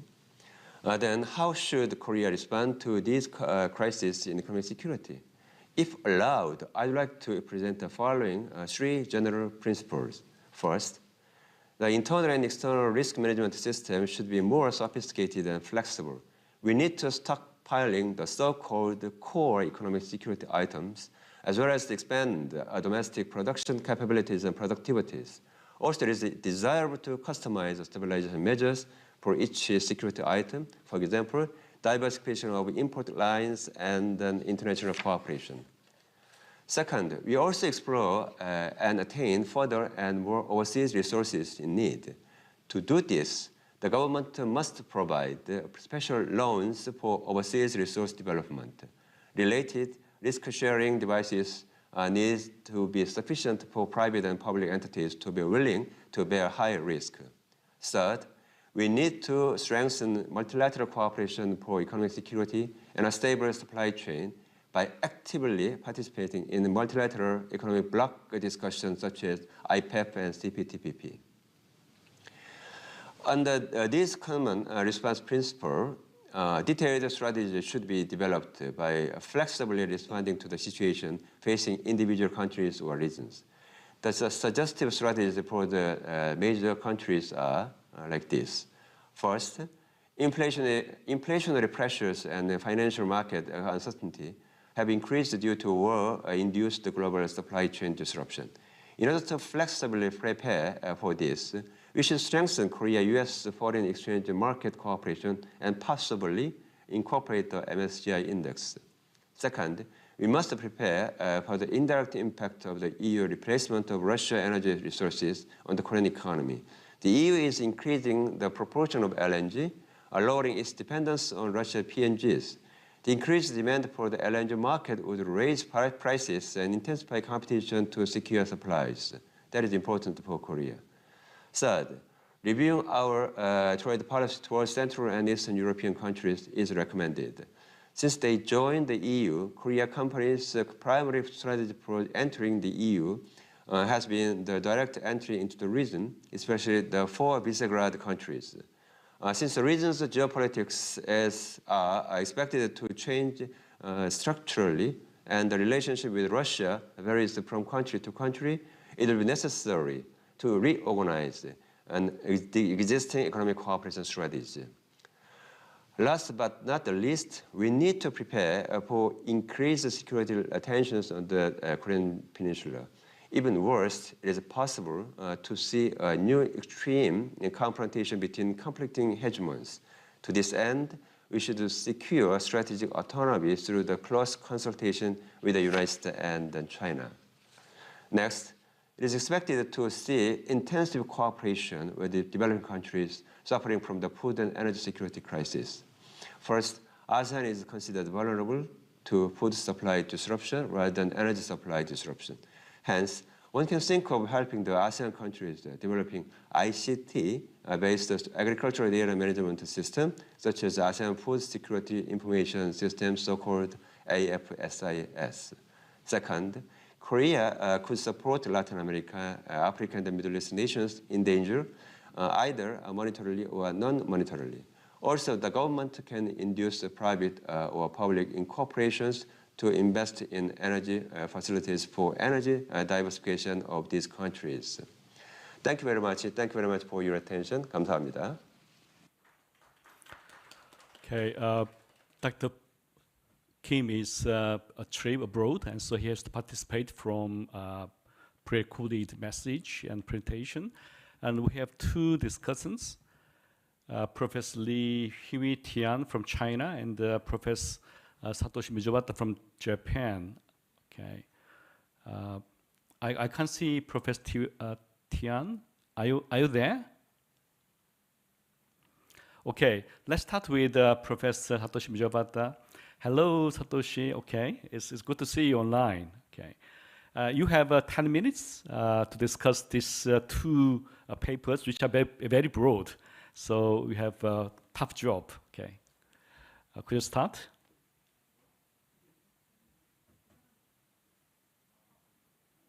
Okay, you are muted. Okay. It's okay. So can you hear? Yes, I can hear you. Okay. Just a moment. Okay, thank you, Chairperson, and thank you very much for three presentators, Professor Brother, Professor Park, and Professor Kim. Very excellent papers. And my name is Satoshi Mijawata from Kyoto University, and I would like to make a comment to this great topic, external global threats. And needless to say, due to the pandemic and war and so global risks, so today's topic looks to be timely. And as far as post-normal science has been focused now, so three presentations are also challenging this post-normal sciences. And so in this session, except theoretical approach, so I think three topics are very important. So post-industrial revolution and economic system, and the US-China conflict or China problem. And third one is Ukrainian war. Okay, so and following three topics, I'd like to make a comment. And first of all, so fourth industrial revolution and the economic system. And the first point is very simple. And so periodical definition of the fourth revolution or four revolutions. So looks so confusing or unclear to me. For example, Joe's presentation, he divided so three industrial revolutions. It should be fourth revolution. I cannot understand when is fourth revolution. Anyway, both presentators have to divide the fourth industrial revolutions. And I think some confusing time periodical definition can be observed. And when it comes to the Industrial Revolution, in Japan, so we utilize the term Society 5.0. So in this term, so we utilize, we raise 5 stages. First one, the hunting, and second one is so agriculture, third is industrial society, and fourth, information society. And now, so fifth is a little bit of mixture of the cyberspace and the physical space. And so anyway, so how can we understand the time scale? Time has a scale. This is the first point. And based on this one, the should be, as far as production forces determine the production relations. So then how can we understand the economic system under the revolution? So based on the system shift should be, we can raise two types. One is replacement version. Replacement version is very simple. So economic system changed to another one. And the second one is a hybrid one or accumulated version. So one by one, so some features, characteristics of economic systems so has accumulated so in the process of the industrialization. So how can we understand the vision of the economic system? It becomes a very important point. And from this viewpoint, I think so. Both presentations, so by Professor Park and Professor Brother, they focus so the capitalist system change within capitalism. I mean, as far as the economic system change may happen within capitalist economic system, the view on the market one, the role of so government looks to be crucial. So therefore, I think from this viewpoint, so how can we understand, so market quality theory or understanding of market institutions becomes a very crucial point. And if we understand the market institution may be regarded as so dynamic ones, so then whenever the industrial revolution happens, every time, so market quality deteriorates and its improvement becomes so crucial. So in short, so poor quality becomes a barrier of innovation, and innovation distort as so destructive so quality. Anyway, so I think so how understand the economic system change within the capitalist regime, and from this viewpoint, so it should be government also, or state also becomes an important target for understanding such quality itself. I think in the process of industrial revolution, so state quality or government quality also has potential to become so deteriorating. In practice, based on the World Bank so indicators, so in Japan, so America shows the deteriorating so indicator so in state quality. And needless to say, when it comes to the authoritarian countries such as China and Russia, so their so government looks very poor quality from the beginning. So anyway, so state quality also becomes a very, very important clue to understand the economic system. And finally, so concerning the economic system, so I think this, the concept of Great Reset also relate to your ideas. I mean, whenever when the COVID-19 happened, so this view has taken attention from the world. So I think just now, under the post industrial revolution, so I think such Great Reset idea becomes a very important point for understanding the economic system perspective. Okay, so I skip this point. And when we come to the industrial revolution, post-industrial revolution, final question is very simple. So the perspective of the digitalization, industrial revolution in China and India. I mean, today you focus the winning position of America in a special platform company in America. However, in the process of the digitalization, so in this particularly China and India show very progressive achievement in this field. So how can we understand their perspective within the post-industrial revolution? And when it comes to the second point, so US-China conflict. So question is very simple ones. How do you understand the perspective of globalization? Needless to say, globalization face, on the one hand, so globalization faces the very, very severe barrier conflict just now. However, on the other hand, globalization continue even now. So, for example, this report was published by ADM Development Bank. And according to this report, so just now, so many risks happened in globalization. However, on the other hand, globalization remains a reality that cannot be ignored. So conclusion is very simple, dual conclusion included. And in this report, they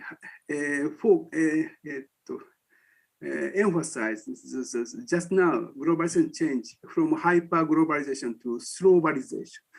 Okay, so anyway, just now globalization faced a very serious situation. However, when it comes to the reality, so such declining of globalization is not uniform.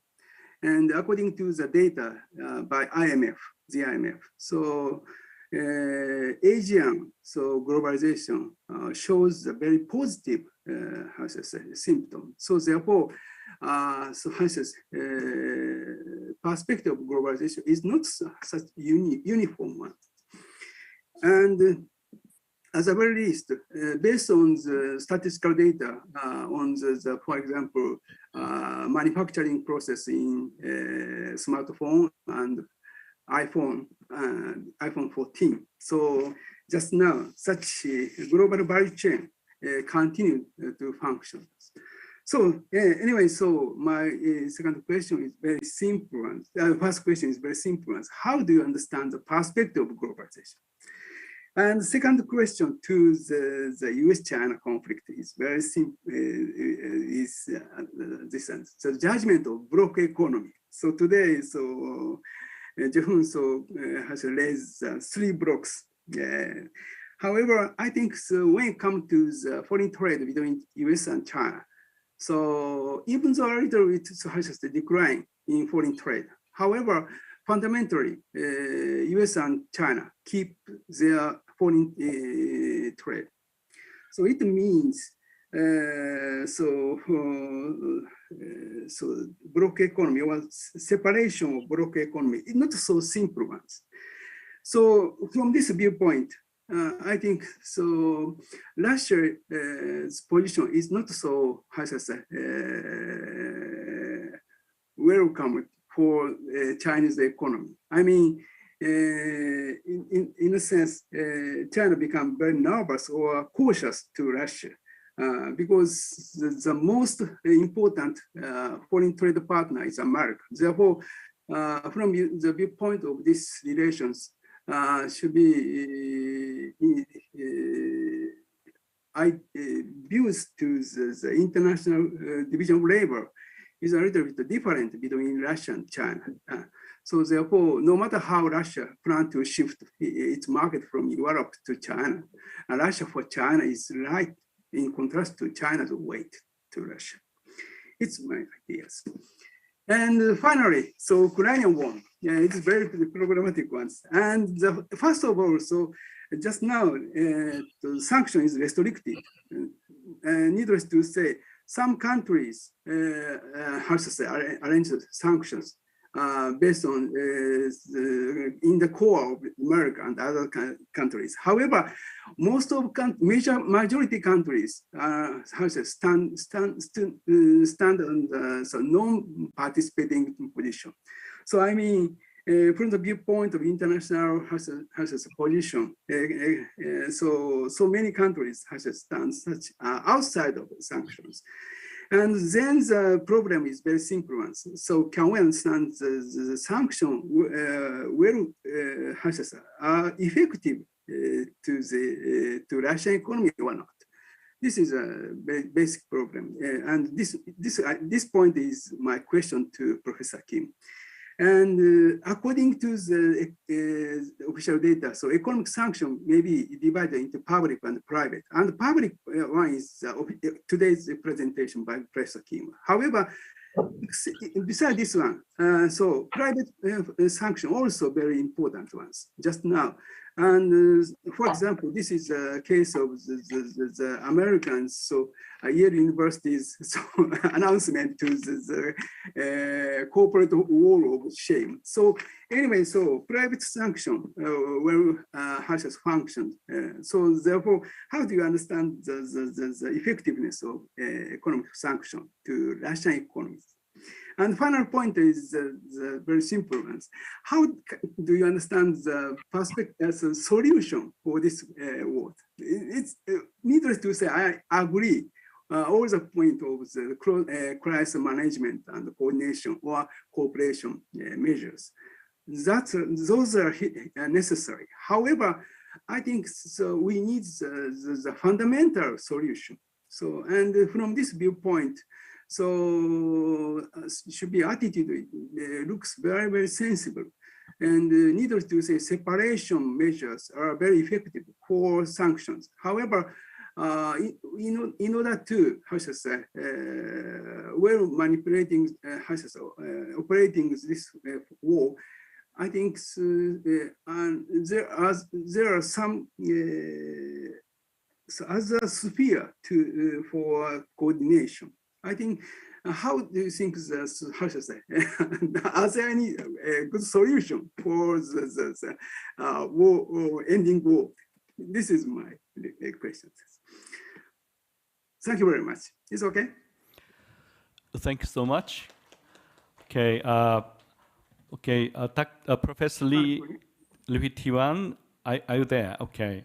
Hi, hello. Could you be brief, commenting on two papers or either of the two papers, if you like, about Sure. 5 minutes? Is that right? Okay, thank you so much. Sure, I will be very brief. Those are very excellent papers. I have learned a lot. But if I put those two papers and some questions together, I would like to say we can see the current war between Russia and Ukraine is reshaping the world. But finally, that is the technology, the change of the technology going to make this world very different. So all those political questions actually coming back to where we human beings head for. Where we human beings head for.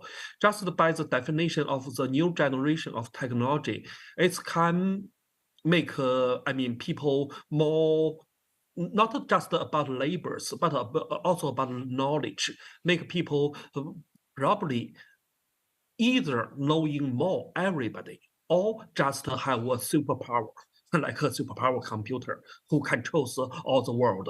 Which way is we are going? Where are we going to the marketing system or we are going back to the planning system? That's a question. You guys know I'm in China now. That's a question actually not only for Chinese, but actually for the world. The world for the United States is maybe not about politicians, but about technicians. That's a question for us all. The current war between Russia and Ukraine, to some extent, that's a kind of old generation. Some kind of political philosophy from Russia to hedge such kind of war to make this world rather messy at this stage. But as for the Chinese, I know all the world are watching China, but what I would like to say is, if we thinking the technology now is happening, and the generation, the age, the 60s, 70s, who are actually sitting in the seats of the governors or the top governors. For those sort of things, that's a problem of generation. If you thinking about some young generation, it must grow up, maybe in 5 years, maybe in 1 decade, but won't be later. What are the young generations of Chinese people are thinking? That's actually means most. What are the technology helpful means most. What I mean is, do not worry about China too much. If just trying a way really to hold China in a cage to control China, I mean, from the outside of the world, like China develop its own technology. And the young generations really have a different kind of feeling from my generation towards, I mean, the outside world, towards the marketing system. That's going to be the biggest problem. If not, if we can tolerate what are happening now, if we can keep the technology open, make everybody know more, I mean, just by time, everything will be changed better. Of course, it's always sometimes going up, sometimes going down, but the general trend for human beings is going up. So during the previous presentations, there is also argument about what Korea do. Actually, Korea really can play a very good role for China to look outside of the world, for America to really understand the Confucian culture, to understand what are the temporary problems, what are the permanent problems. If more people really can be like Elon Musk to open his technology for all the industry, all the people, I do believe our world will be a much better world. Because of time, I'm very briefly to say the thoughts. Thank you. Okay, Professor Tian, thank you so much for your understanding. Okay, we have just 1 minute to go. Could you allow me have 5 minutes? Okay, is it okay? Then I will ask 2 presenters, Professor Brada and Professor Park, spend about 2 minutes on the questions raised by 2 discussants, please. Okay, okay, Joe, would you go first, please?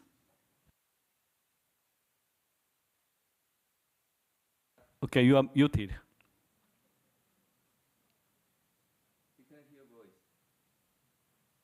Okay, I'd like to thank the discussants, particularly Professor Mizobata, who asked some specific questions that I can try to address in a couple of minutes. One was the timing of the 4th Industrial Revolution. And I take that criticism fairly seriously. You know, the 3rd and the 4th Industrial Revolution are the only ones in that list that don't have some period of time between them. And that really suggests to me that we don't know what we're seeing as an effect of the 3rd Industrial Revolution and what's an effect of the 4th Industrial Revolution, or whether, you know, Klaus Schwab is just trying to kind of hype this 4th Industrial Revolution up. And the 4th Industrial Revolution in the end will be simply seen as an extension of the 3rd Industrial Revolution. Same kinds of effects, same kinds of technological change. So I take that point. The hybrid accumulation, sure, look, I mean, every system as it moves along keeps some elements of the old system. The question is whether those elements are serving a useful purpose. You know, so to the extent that they are, they're retained. Once they stop serving a useful purpose, they'll disappear. So I'm certainly not claiming that the revolution just wipes everything away and we start with a system that has no relation to the old system. And then the issue of government quality. Well, I think the point is that the government quality really deteriorates because the government, the way it's structured with people who want to stay in power, basically stops doing its job of providing a smooth running society for the economic system. So, you say, well, why is it that for example, look at Europe. I mean, they're worried about, American tech companies, but their approach to them is if they were like steel companies, they're monopolies. Oh, they're charging a high price. Oh my goodness, they're not charging any price. What do we do? So there are some real conceptual failures here on the part of the people that are running governments. And I think that's why there's this deterioration. So I hope that clarifies those things a little bit.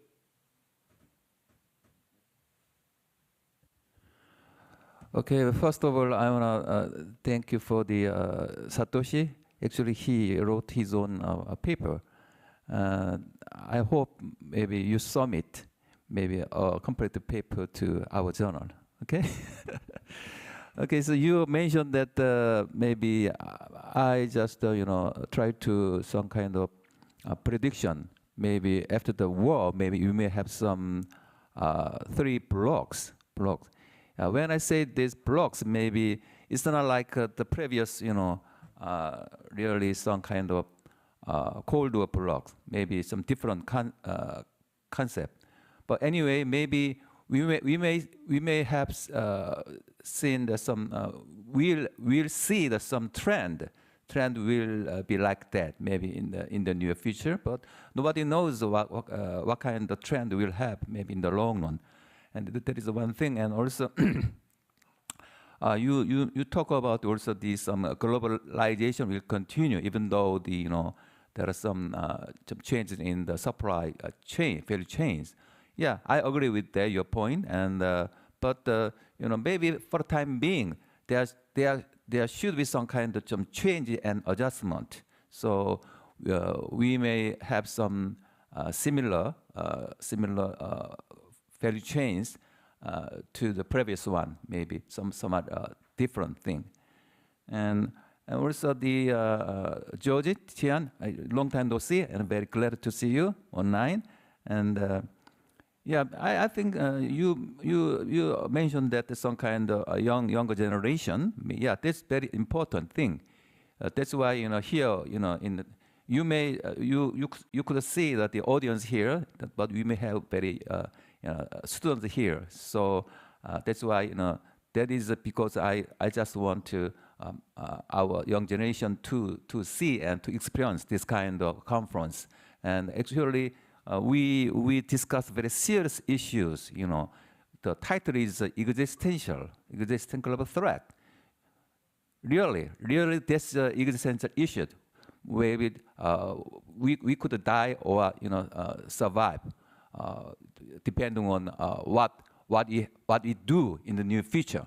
So this is very critical moment. So that's why we chose this topic today. So anyway, co-organizer, I wanna thank you again for the the Satoshi and Joe and Georgie. And thank you. Well, thank you so much. I have questions by myself, but for the sake of time, we have to end the session. I would compare AECF 2019 with AECF 2022. All of us got together in 2019, I guess. It was good time, in the past. No COVID-19.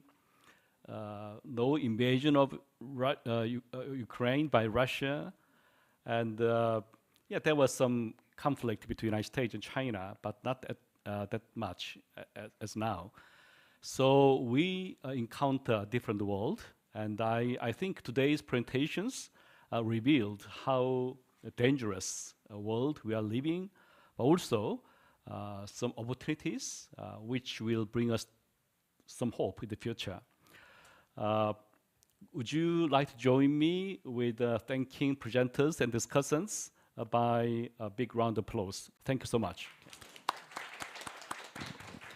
Thank you very much for those great presentations and discussions. We deeply appreciate our moderator and speakers for their hard work and sharing their insights with us today. So I would like to thank moderator Professor Kim once more and our speakers and panelists, Professor Park, Kim, Brada, Tian, and Misobata. So let's give them another big round of applause. And that brings us now to the end of our panel session 2. And professors, you may return to your seats. Thank you very much. And that's also the end of our program today. So thank you everyone for joining us throughout the entire sessions, offline and online, on this first day of the 2022 Asia Economic Community Forum. And also with that, I'm going to give you a quick preview for tomorrow's events. Day 2 will start from 9:30 in the morning with the Model Asian Union, co-hosted by the Youth Committee and the Organizing Committee of the Asia Economic Community Foundation.